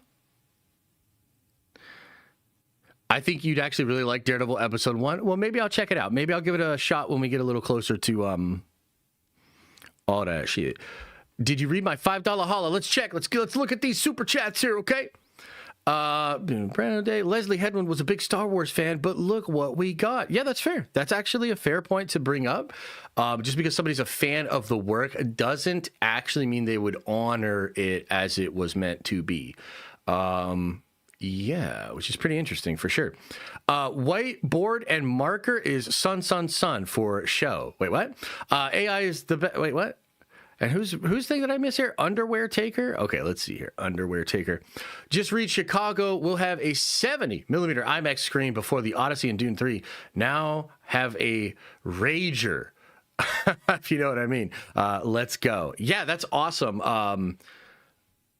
Fantastic. I know they are building more IMAXs. They're actually building one fairly close to me, but it's still a good bit away. So, yeah, more IMAXs is good.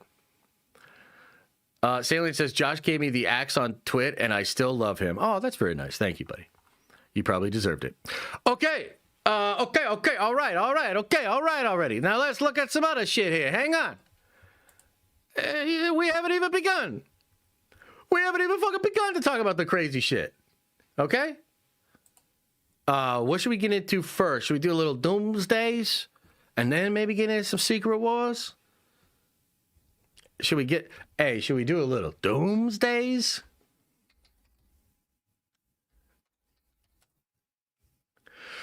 Should we do a little Doomsday, though? Okay, there's two things we're gonna bring up here about Doomsday and Secret Wars. This is where we'll start. And then we'll get into the other stuff as well. Give me just a minute. Let me pull this shit up here.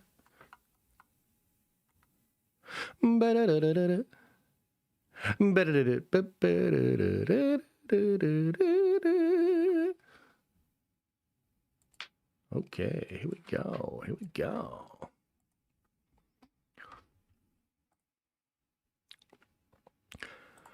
Okay, ladies and gentlemen, we got some updates about Doomsday. We got some updates about Secret Wars. And these are the kind of updates that are broad and vague, nothing specific. However, I think they're going to be fun ones to speculate about because there's been some stuff I've been thinking about with regards to the reshoots for Doomsday.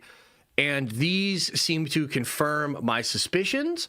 And so even though I will have to speculate, and there's not necessarily anything directly in these reports that indicate what I think is going on, it is definitely still worth having a conversation about this stuff. So let's begin here. Now, the first one, these are both coming from Daniel RPK. The first one here says, Avengers Secret Wars will reportedly focus on characters that didn't have major roles in Avengers Doomsday. Okay, so this is actually really cool. It's actually really exciting. It could mean a number of different things. Let's start with the basics, and then let's kind of extrapolate forward from there. I think the basic thing that most people are thinking about has to do with Tobey Maguire and Wolverine. The reason why is because there was a long series of leaks and rumors that basically spoiled that very early on in Doomsday, potentially even the very opening scene, we will see Wolverine, Deadpool, and maybe others coming into Tobey Maguire's universe and Toby will fight against them, specifically fight against Wolverine, and they will both be sucked into the incursion, seemingly killed and destroyed in that scene. However, as it turns out, they were not destroyed. And actually, they will be two of the characters that pop up on Secret Wars, potentially with the memory of the universes before Doom. Okay? So that's pretty freaking wild. By the way, if you didn't know that, like, yes, that is an established train of thought. That's like a series of rumors that kind of make people think, oh shit, Toby and Wolverine are both going to pop up on Battleworld and remember the universes that they are from, and those characters will likely be very important in helping find other characters and getting them to remember where they came from. So that's at the surface level. However, I think we can kind of extend this into other characters. One that comes to mind specifically is Dr. Stephen Strange. Okay, now walk with me on this. The reason we believe this is, remember when Benedict Cumberbatch was like, oh, I'm not in Doomsday. Yeah, not in that one. Is it a spoiler? Sorry, I'm not in it. And then he had to like walk it back, and he was like, oh yeah, I misremembered. I am in it, and all that. Well, if you follow along with the rumor mill, it suggests that Stephen Strange will be in Doomsday a lot, but hidden. And instead of seeing him as Stephen Strange, for most of the film, we'll see him with a golden mask. And it'll just be a golden mask, member of the cult following of Doom. And it will eventually be revealed that he is Stephen Strange. And if we look at the concept art and also just think about Jonathan Hickman's Secret Wars comic book, we imagine Stephen Strange to have a pretty significant role. He seems to be the sheriff, as indicated in all of the concept art that leaked for Secret Wars. That connects to him being sheriff in Jonathan Hickman's Secret Wars comic book event, right? So we look at this thing from Daniel here, and it says, Secret Wars will reportedly focus on characters that didn't have major roles in Avengers Doomsday. Who are these characters? Number one, probably Toby and Wolverine, Hugh Jackman Wolverine. Number two, Dr. Stephen Strange, and likely a lot of the members that had the golden mask. Yes. That probably includes Wanda Maximoff. Okay? Something else that's going on right now, and something that some of the scoopers are teasing and stuff, like Cryptic just teased this thing with Magneto, where Magneto is essentially saying the only person more powerful than Doom is Wanda. She's one of the only people more powerful than Dr. Doom. Wanda can just control reality, right? And so Wanda might be important to helping fight against Doom in Secret Wars, which is why we heard all this stuff about the Children's Crusade, which is why they're setting all this stuff up with her children, which is why it seems like they're going to connect with, White Vision and Star-Lord and maybe Wong, and there's this plot going into Secret Wars with the children, and that's going to heavily connect to Wanda. You see what I'm saying here? Like, it really seems like Wanda will be one of these characters, not a heavy focus in Doomsday, and then we'll get more shine in Secret Wars. Maybe I'm wrong about that, but that tracks for me, okay? Who else could this be? I think it could be the X-Men. Now, it might be like, wait a minute, but I thought we were getting so much X-Men in Doomsday. I don't know that you are. I mean, I think the X-Men are going to be significant players, but it's possible a lot of them get wiped out. It's also possible that they're not as big a part of the film as we think. And there's other things going on. So maybe that means then that characters like that will barely get any shine in Doomsday and will get a lot of shine in Secret Wars.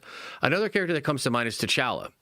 Now, as it stands right now, according to people like the Geeky Cast, Damson Idris is definitely T'Challa, and he'll be first introduced in Secret Wars. Well, I mean, that kind of tracks with what Daniel's saying here, too. He didn't have a major role in Doomsday. In fact, he wasn't even in the fucker. I mean, technically he is, but as a child, maybe. We'll just leave that there for now. So he didn't have a big focus in Doomsday. I think he'll get a big focus in Secret Wars. So to me, even though this is like a small report, I think it's actually kind of cool, because I'm hoping what this means is we can maybe leave behind a bit a lot of the new Avengers characters. I'm sorry, I just got to say it. I'm not thrilled about you, Mackie. Shang-Chi, I don't give a fuck. Yelena, you're hot. I mean, you're cool. You can stay. She-Hulk, my God, what are we doing here? Like you should. I've mixed feelings and problems with a lot of the new Avengers, and unfortunately, I do think they're going to get a lot of screen time in Avengers Doomsday. But maybe this report from Daniel means we don't have to put up with that shit in Secret Wars. Woo! Let's go. Let's hope so. Let's hope that's what it means. Now, connected to this, we're going to keep going here because this one's pretty cool, man.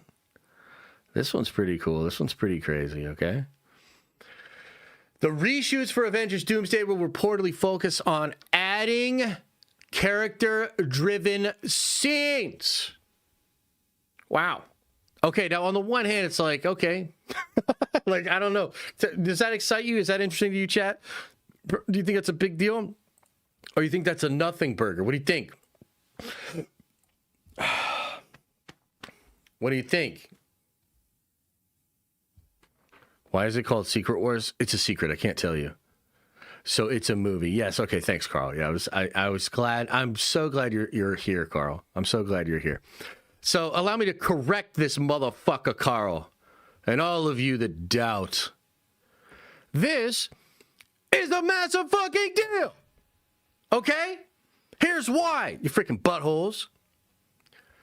This allows Marvel to hide the leaks. Okay?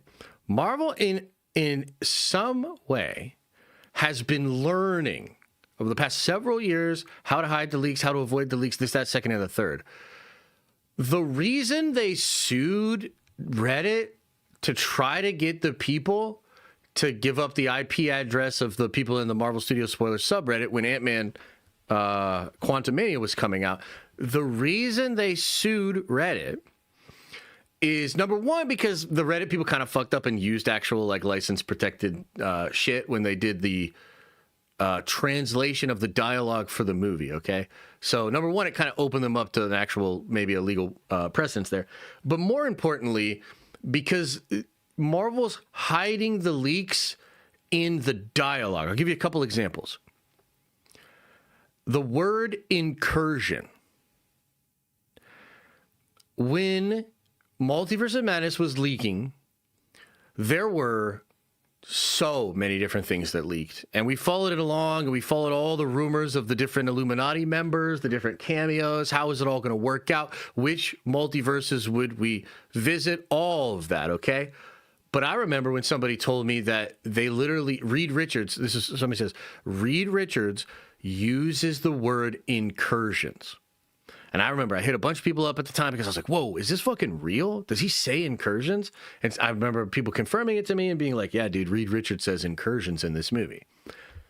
So you have to understand that to most people, the other leaks are so much more important. The members of the Illuminati. What is Wanda actually doing? Who's the villain of the movie? These things are most important. But the thing that they're actually trying to hide right up until you get into the theater is none of that. That's a sleight of hand. What they're actually trying to hide is words like incursion because of what it means. Similarly, in the run-up to Quantumania, the word was eternity. When we found out that Kang was talking about destroying eternity, that is actually like an incredibly, it like gives a lot away, okay? And so you can see the pattern of Marvel hiding the really big secrets in the dialogue, okay? So another way to say this is like, why does everybody right now believe that Doom will have an experiment, have an accident, he'll lose his family, it's due to the incursion? Why does everybody believe that? Does anybody know where I'm going with this? Like, why do people believe that? Because they haven't filmed the scene where Doom explains the truth. they filmed scenes that are going to show you the lie. Okay? So think, Mark, think. And then think about this story again. The reshoots for Avengers Doomsday will reportedly focus on adding character-driven scenes. That means dialogue sequences. So what that means, if you follow the pattern, is that all the actual secrets, all the actual things that are crazy, the things they're hiding from even all the people that think they know what this movie is right now, are going to be filmed soon. Do you understand what I'm saying? So, we got to watch what's going on with these reshoots, man. We got to watch what's going on with these reshoots, and we got to have a keen eye and a careful ear, because I think, whispered on the wind, the actual truth of what this film is soon going to be revealed. Okay? And I feel pretty strongly about that, because that is what they've done so far. That's the pattern. Okay, why did they shoot a scene with Benedict Cumberbatch with a skeleton crew where basically nobody's there? Because it's super secretive. Whatever that scene is, they don't want people to know. Okay? So the real story is, the actual story for Doomsday is about to be filmed. And they're actually going to do all the things to kind of pull it together and make it all make sense. And I hope some of it leaks out. We'll pay attention for all the clues, and we'll try to see what it is. But that's what I think. So, guys, there you have it. There's some pretty interesting updates here about Secret Wars and about Doomsday. So I wonder, what do you think about both of these? What do you think about the characters? You know, we got some characters being focused here, other characters being focused here. And then what do you think about this? Do you understand what I'm saying about the dialogue? Do you understand? Let me know, chat. Bussen Ryu says, I won't watch Doomsday because of what Marvel did to Namor. Please tell me you were also upset with their pick. Any actor you would have cast instead? Can I dream of a multiverse Namor like the John Byrne one? So I will say that I was not as upset about the Namor casting initially, and I still am probably not as upset as you are about it, frankly.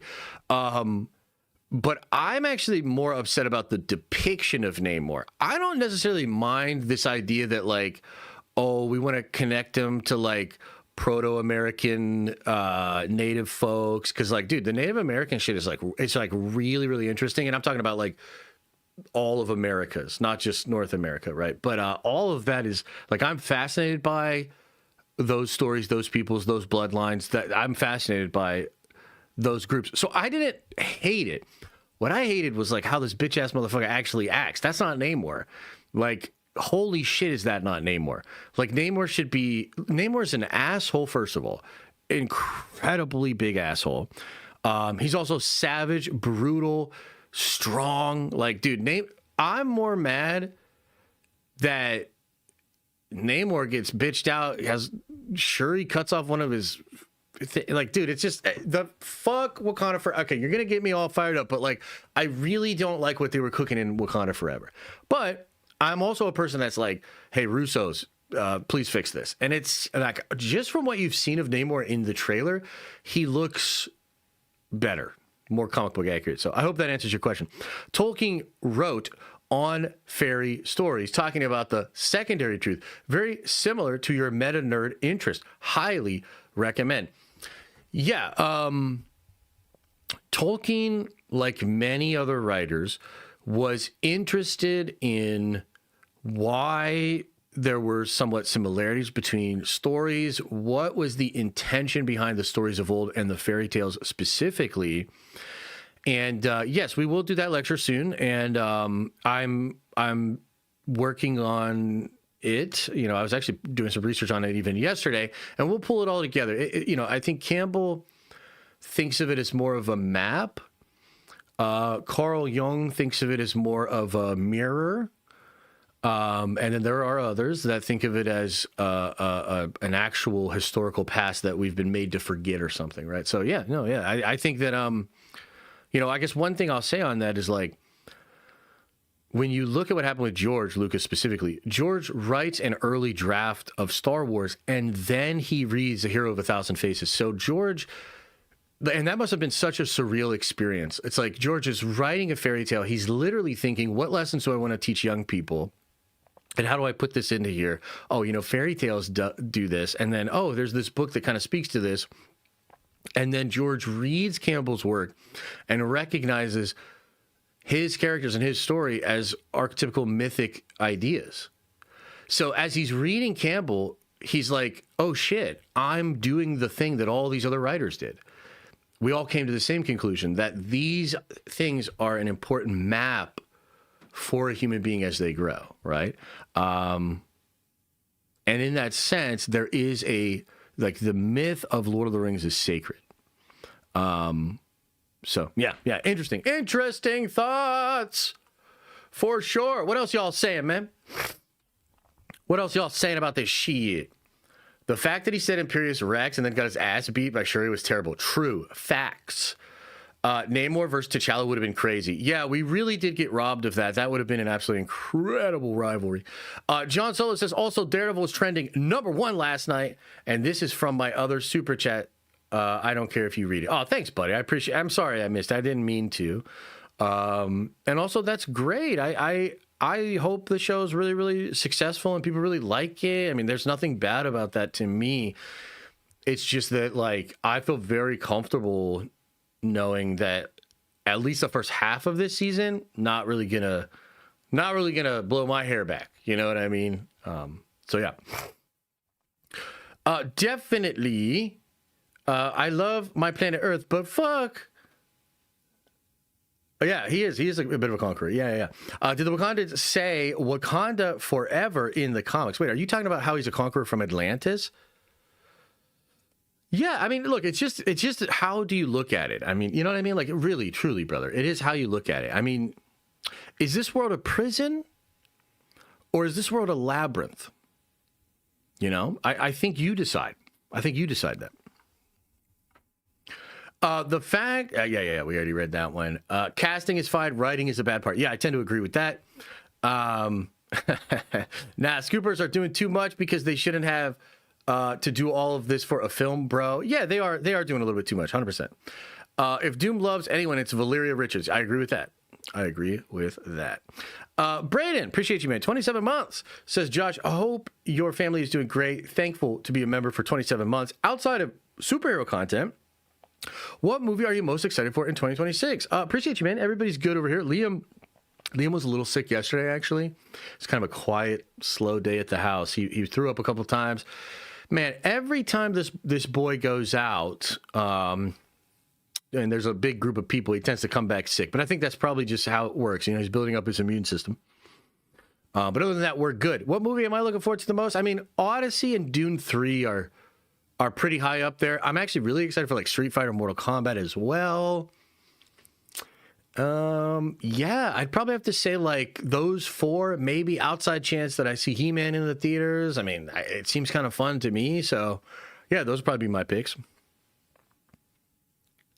Josh trying to log off on us? No, I got a couple more topics, yo. I got a couple more topics and then we'll get out of here. Relax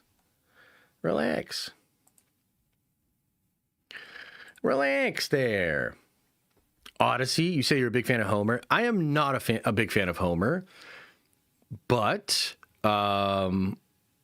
I think that I think Nolan will cook, and I think that Odyssey will probably be pretty good. Can't believe you didn't mention Mando and Grogu. Yeah, that's because if you don't have anything nice to say, you shouldn't say anything at all, Thoughts on the Blue Mountain State? I mean, that's a fun movie and show. Yeah. Good Luck, Don't Die is such a fun, great film to watch. Yeah, I've heard some people like that. Yeah, I've heard some people into that and all that, yeah. Any chance Toby's universe consists of Affleck, Daredevil, Thomas Jane Punisher, and the 2005 Fantastic Four? Bro, that shit would be sick, dude. I don't really think so, but yeah, that would be cool. So you're not gonna watch Daredevil at all? No, I'll probably pick it up like episode 5. I'll probably pick it up episode 5. Watched Superman 2 last night. So outdated, yet it holds up with Reeve and Hackman. Characters are just so good. DC needs to remember. Also, as a Spidey hater, even I am excited for Brand New Day. Well, how about that? Yeah, I guess the first thing I'd say is like, yeah, man, that Spider-Man trailer really cooked, huh? Yeah, DC, tough, man. I don't know, man. I mean, I'm the wrong messenger for this because obviously, like, I don't really, have a high opinion of James Gunn and there's a history there or whatever. But, like, I just really think he's not the right guy. And it's so ironic because DC is crushing it in comics like they've never done. Like DC Comics is like truly ascended, bro. It's like, holy shit. And they're apparently not going to stop anytime soon. They have over 50 issues of All In planned, and they're just going to keep going. And, you got to say at some level, like, kudos to Gunn for, like, allowing that to happen and not stepping on the toes of those guys. Because, frankly, like, I think Marvel did step on some toes in their comics, like Krakoa, Miss Marvel, some of those things, right? So you give Gunn credit there, but I don't know how much he's actually involved in that. I just think he's, like, he's not the Kevin Feige. Like, he's just not the guy to really make that thing work. You know what I mean? But I guess we'll see. We'll see what happens. We'll see what happens this year.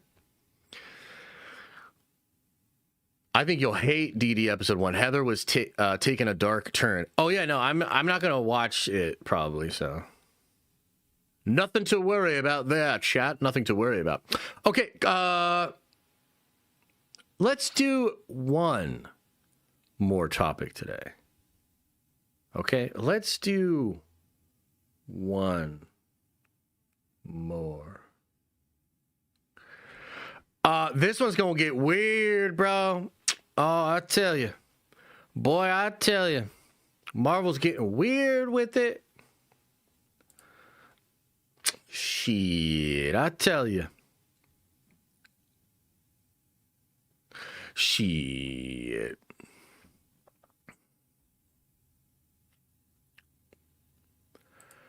All right, let's get into this. This is one of those way too early, but we got to talk about it kind of a situation here because it actually makes a lot of things make sense. And in fact, I think there were many of us that saw this as a possibility. Okay? So this is actually Alex just answering a question here about if Kevin Feige knocked on his door and offered him a role in the MCU, which one would you hope it would be? Alex says the first firmament seems most appropriate given where we're going. Now, on the one hand, it's just Alex saying, like, I'd like to be cast as this character, but come on, man. That's not really what this is.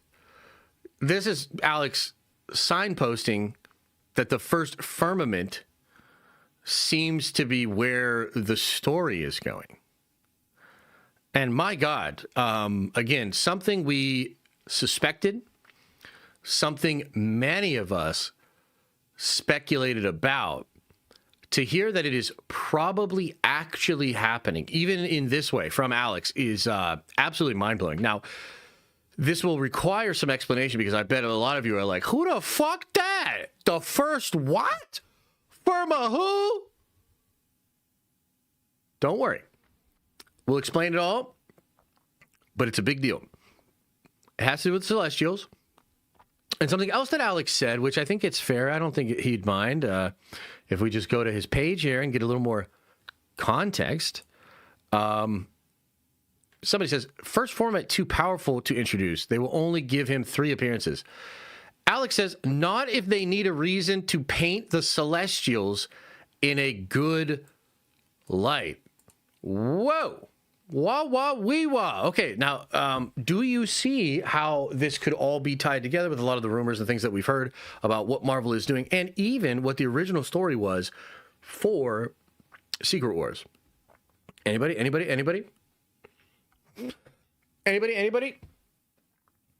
How about Sydney Sweeney, Daphne Keane, Brokeback Mountain remake? I think that'd probably be a pretty successful film. Firma, what? If DC wants a big comeback to release the absolute Batman movie, I totally agree with you. Yeah. Okay, so maybe this one's a little crazy. Maybe we really need to do some explaining here. Okay, so first of all, does anybody even know who the first Firmament is? Does anybody know who the first Firmament was?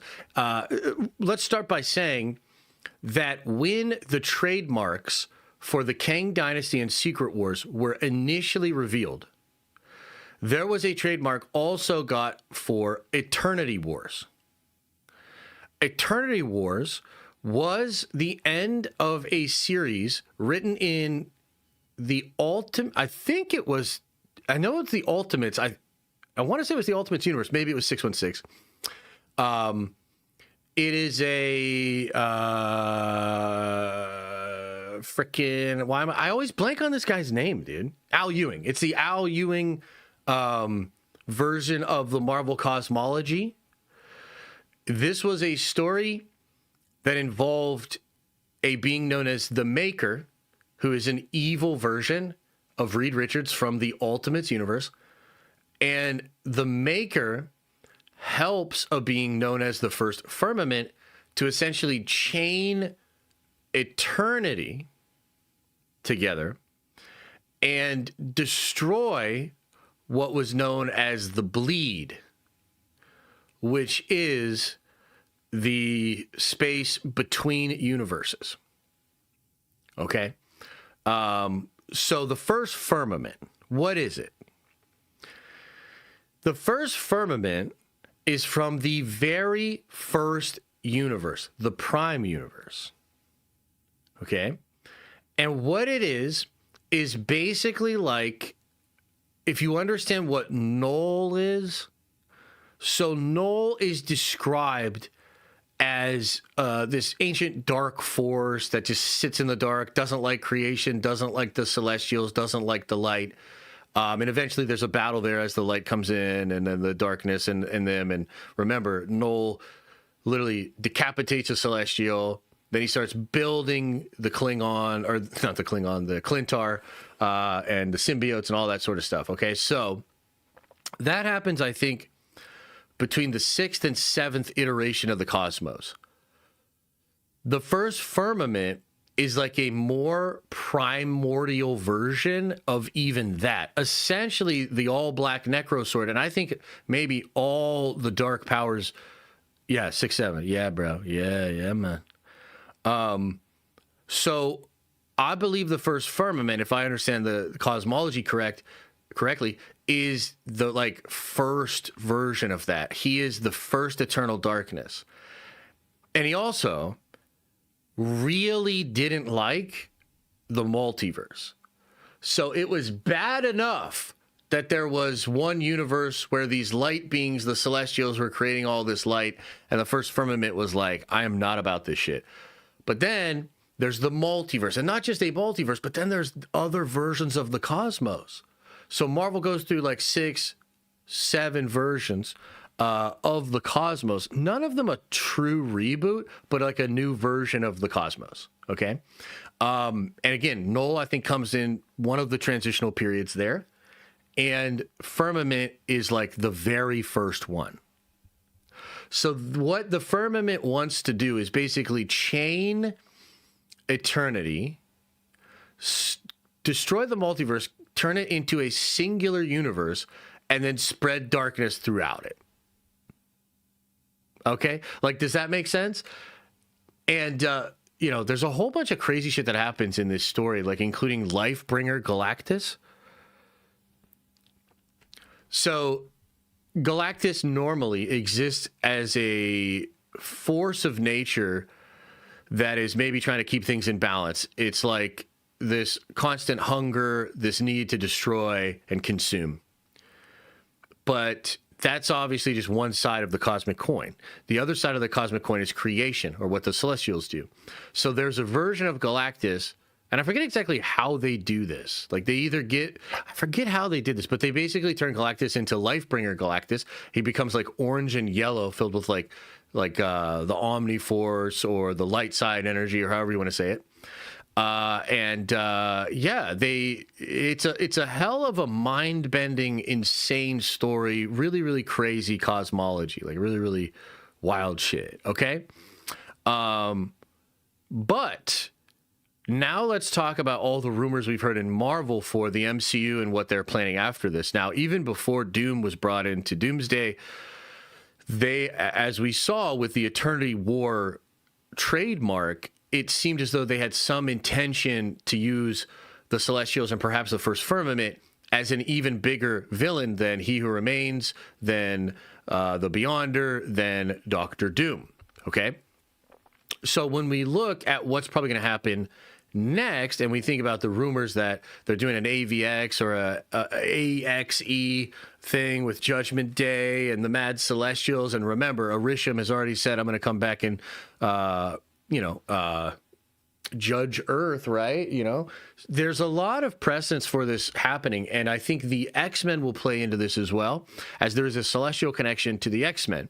In comics, it's eventually revealed, and I think this happens by way of a retcon, that when the Celestials first seed humanity on the planet, they actually seeded them with the X gene, that the X gene was there and it was always going to be there, and eventually it would pop up, which could connect to like what Banner's talking about with like the lattice, right? And the quantum theory. So what happens in that story is actually the reveal that the X gene comes from the deviant gene. And so that therefore all of the mutants are actually deviants, which the Eternals are bound to destroy. The Eternals are the mortal enemies of the deviants. So it basically comes to this point where the Eternals believe the mutants are deviants and then want to like destroy them all. Okay. And so, man, look, here's what I'll say. Here's the last thing I'll say on this, and then I'll see what you guys are saying in chat. Okay.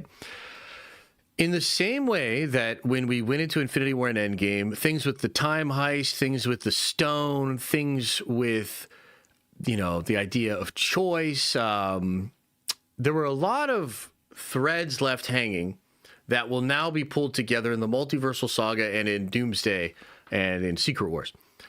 But I would imagine that we will get the same thing in these movies, that the first firmament, the truth of the prime universe, the true darkness, the true enemy, something will be left hanging even as we finish Secret Wars, and that thing that is left hanging will likely be the first firmament, and it'll likely be the big bad of the next saga. And by the way, they figured this all out in 2014 too. So again, just a crazy little thing that Alex is saying that also has deep-rooted connection to so many other things that we've been talking about and so many things that we expect. Cool Bear says, didn't Eternity Saga and the Timeless Saga get scrapped? No. So it's been changed. Originally, the X-Men and Doom were going to be introduced in Secret Wars, maybe at the end of it, maybe just throughout. And it would have been shown that, like, Kang or He Who Remains hid or kept them off of the timeline, and maybe he kept Doom off the timeline because, like, Doom's really scary and really dark and really dangerous. And there was an idea that was going to be explored in the next saga, which would have involved Doom, and the idea would have been like, hey, maybe Kang was right. Maybe Doom is just too dark. Maybe Kang was right. Maybe we were wrong to try to bring everybody back. Like, that was an idea that they were going to play with, and it's possible they'd still play with that. the Eternity Saga and the Timeless Saga, as far as the copyrights, I'm not 100% sure. I feel like they kept Eternity Saga. I know they let some of them go. The reality is anything that was going to be directly related to Kang has probably been altered, right? So probably less Kang, more Apocalypse, I think is the way that they'll do it now. Yeah, does that answer your question? Yeah, does that answer your question? The Celestials better be in Doomsday and Secret Wars. Well, I'd imagine they will be, or at least referenced. You know, the World Forgers are likely to be referenced. Yeah, so many different. I think they'll definitely pick up some of those threads. Yeah. Yeah. Yeah. Oh, and for everybody asking me, I thought the first episode or maybe 2 episodes of Daredevil was solid. I thought it was pretty solid. That's how I'm saying it. Okay, cool. Any other questions about this? Any questions about the first firmament and where we're going here? What do you think? I think we're gonna see Anti-Venom in Secret Wars. That would be cool. Yeah. Okay. Wow. LOL. Yeah. Only one is out. That's exactly what I knew. It was solid. That's a solid episode. Yeah. So again, we're probably right. And we're probably years ahead. But I think this is cool, man. And I gotta say, this will keep me interested. Firmament. Yes. So the word comes from older creation stories and models, and the firmament is, it's like a barrier. It's like a separation.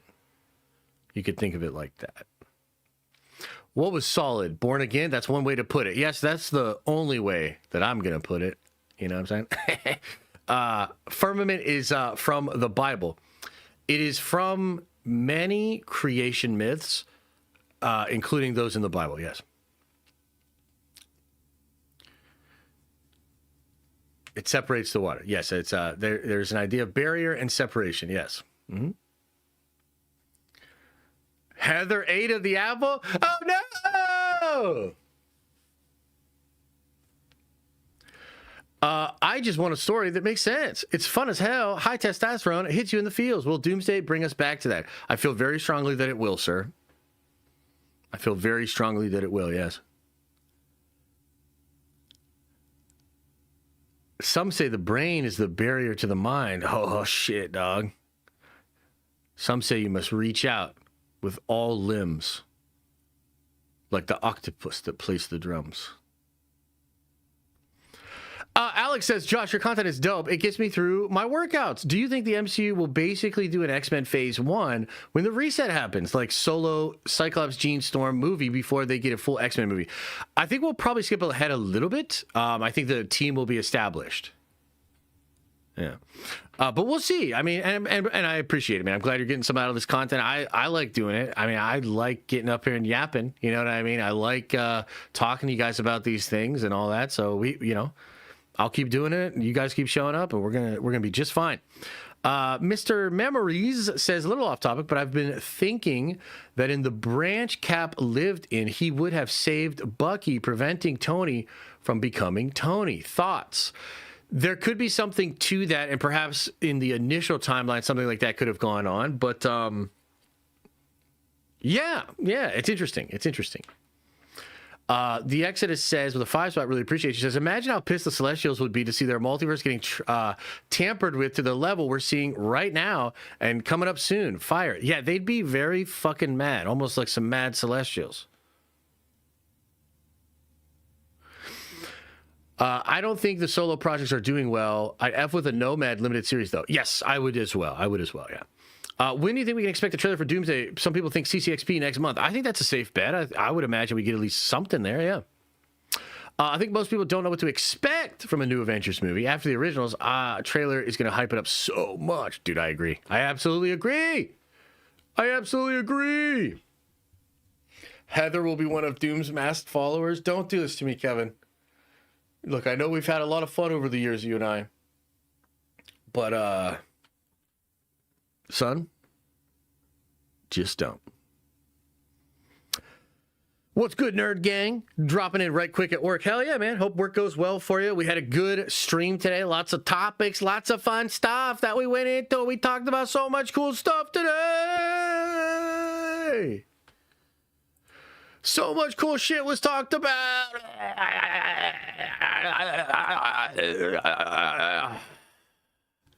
Yeah. What else is going on, chat? What else is on your mind, man? What y'all thinking about out there?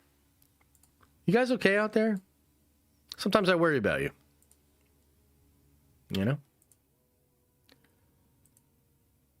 Sometimes I worry about you.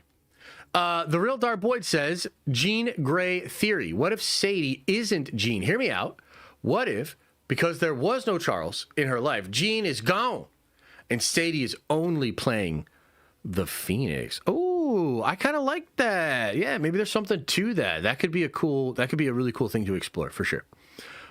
We all worry about Josh. Well, I appreciate it. I don't think you got to worry about me, but thank you. When do you think the Doom trailer will come? I bet it'll be the first official one. Yeah. I bet it'll be the first official one. If Sadie isn't Jean, we're going to talk about it, right? Right? Yeah, of course. Yeah, of course. I think that would be huge, right? It would be like, oh shit, like she really wasn't Jean? That's so crazy. And then we'd have to figure out like, why'd they do that? You know? I also worried about me. Yeah, there you go, Rossi. There you go, man. There you go.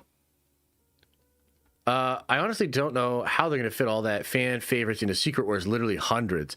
Yeah, I would imagine just not everybody's going to get a big shine in the movie. Maybe some background cameo stuff going on, but yeah, we'll see. Click Clack says, yo, Josh, it's encouraging that my favorite nerdy YouTuber also ended up having similar feelings to me about myth, higher beings, spirituality, and consciousness. Yeah. Well, maybe the stories and the things about the stories that we gravitate to is something like a North Star, meaning maybe it's not that surprising. Maybe many of us that come to these stories with these same ideas and appreciate them at a level, even if we can't maybe articulate it, we still feel it and we sort of fuck with it on a spiritual level. You think they'll build an X-Men origin story, or they just have a gang load of students with Xavier? I think there'll be an origin for some of the newly recruited members, but I think like Jean, Storm, Cyclops probably be established members.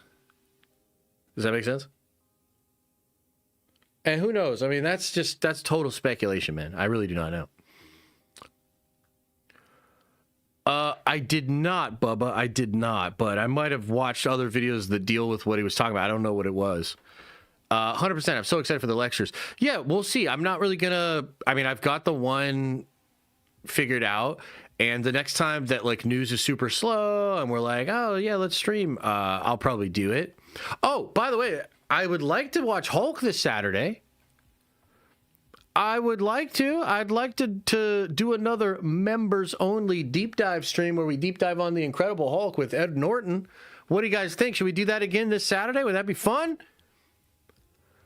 I think that shit would be fun, man. I've been really enjoying those streams. Ang Lee Hulk? No, luckily we don't have to do that. That movie's ass. Whew, that movie's ass, bro. We need another Marvel rival stream ASAP. I think we'll do some rival stuff when we get a little closer to Doomsday for sure. I think they're cooking on some Doomsday collaboration crossover stuff. Would a Celestial post-credit scene be too much on the nose or exactly what they need to raise the stakes after Doom? I suppose we'd have to wait and see. Maybe a first Firmament scene, you know? Like maybe you just show that like, okay, we got out of Secret Wars. Oh shit, but we didn't get out clean. Who's this powerful force, you know? Something like that. Would you like to see canceled shows like Firefly or Terminator series get a reboot? Yeah, absolutely. Those are great shows. Yeah. Yeah, I'm actually like, I'm looking forward to, not to getting away from you guys, but I am looking forward to ending the stream because I want to watch that new Invincible episode. Some of y'all are like, that shit wasn't that great. I'll see for myself. I'll let you guys know. All right. Cap failing Judgment would be so fire. Yeah, something like that would be crazy. I heard rumblings from some YouTubers that new X-Men cast will have some swaps and will tick off some fans. Please tell me that is red pill bull. I don't know. I haven't heard anything like that, man. So I can't really speak to it. I can't like confirm or deny. I will tell you that I feel comfortable that a lot of the people at Marvel have figured out what some of the issues were in Phase 4 and 5. And I mean, like, explicitly know they hired the wrong kind of people to tell these stories. And so if you're worried about them continuing to do that, I wouldn't worry about it. If you think we're going to get out completely clean and there won't be some weird corporate, like, silly decisions made here and there, then, like, you're living in a fantasy world. But, yeah, I mean, I think Marvel's going to return to form. To me, what that means is, like, really holding the fire of storytelling and really caring and being, like, really intentional about that. I enjoyed Marvel back in the day, and it wasn't perfect. Like, you know, there's stuff in Infinity War, and there's stuff in Endgame that I'm like, yeah, I don't love that. But overall, it's still creating the best cohesive live action comic book universe ever, right? So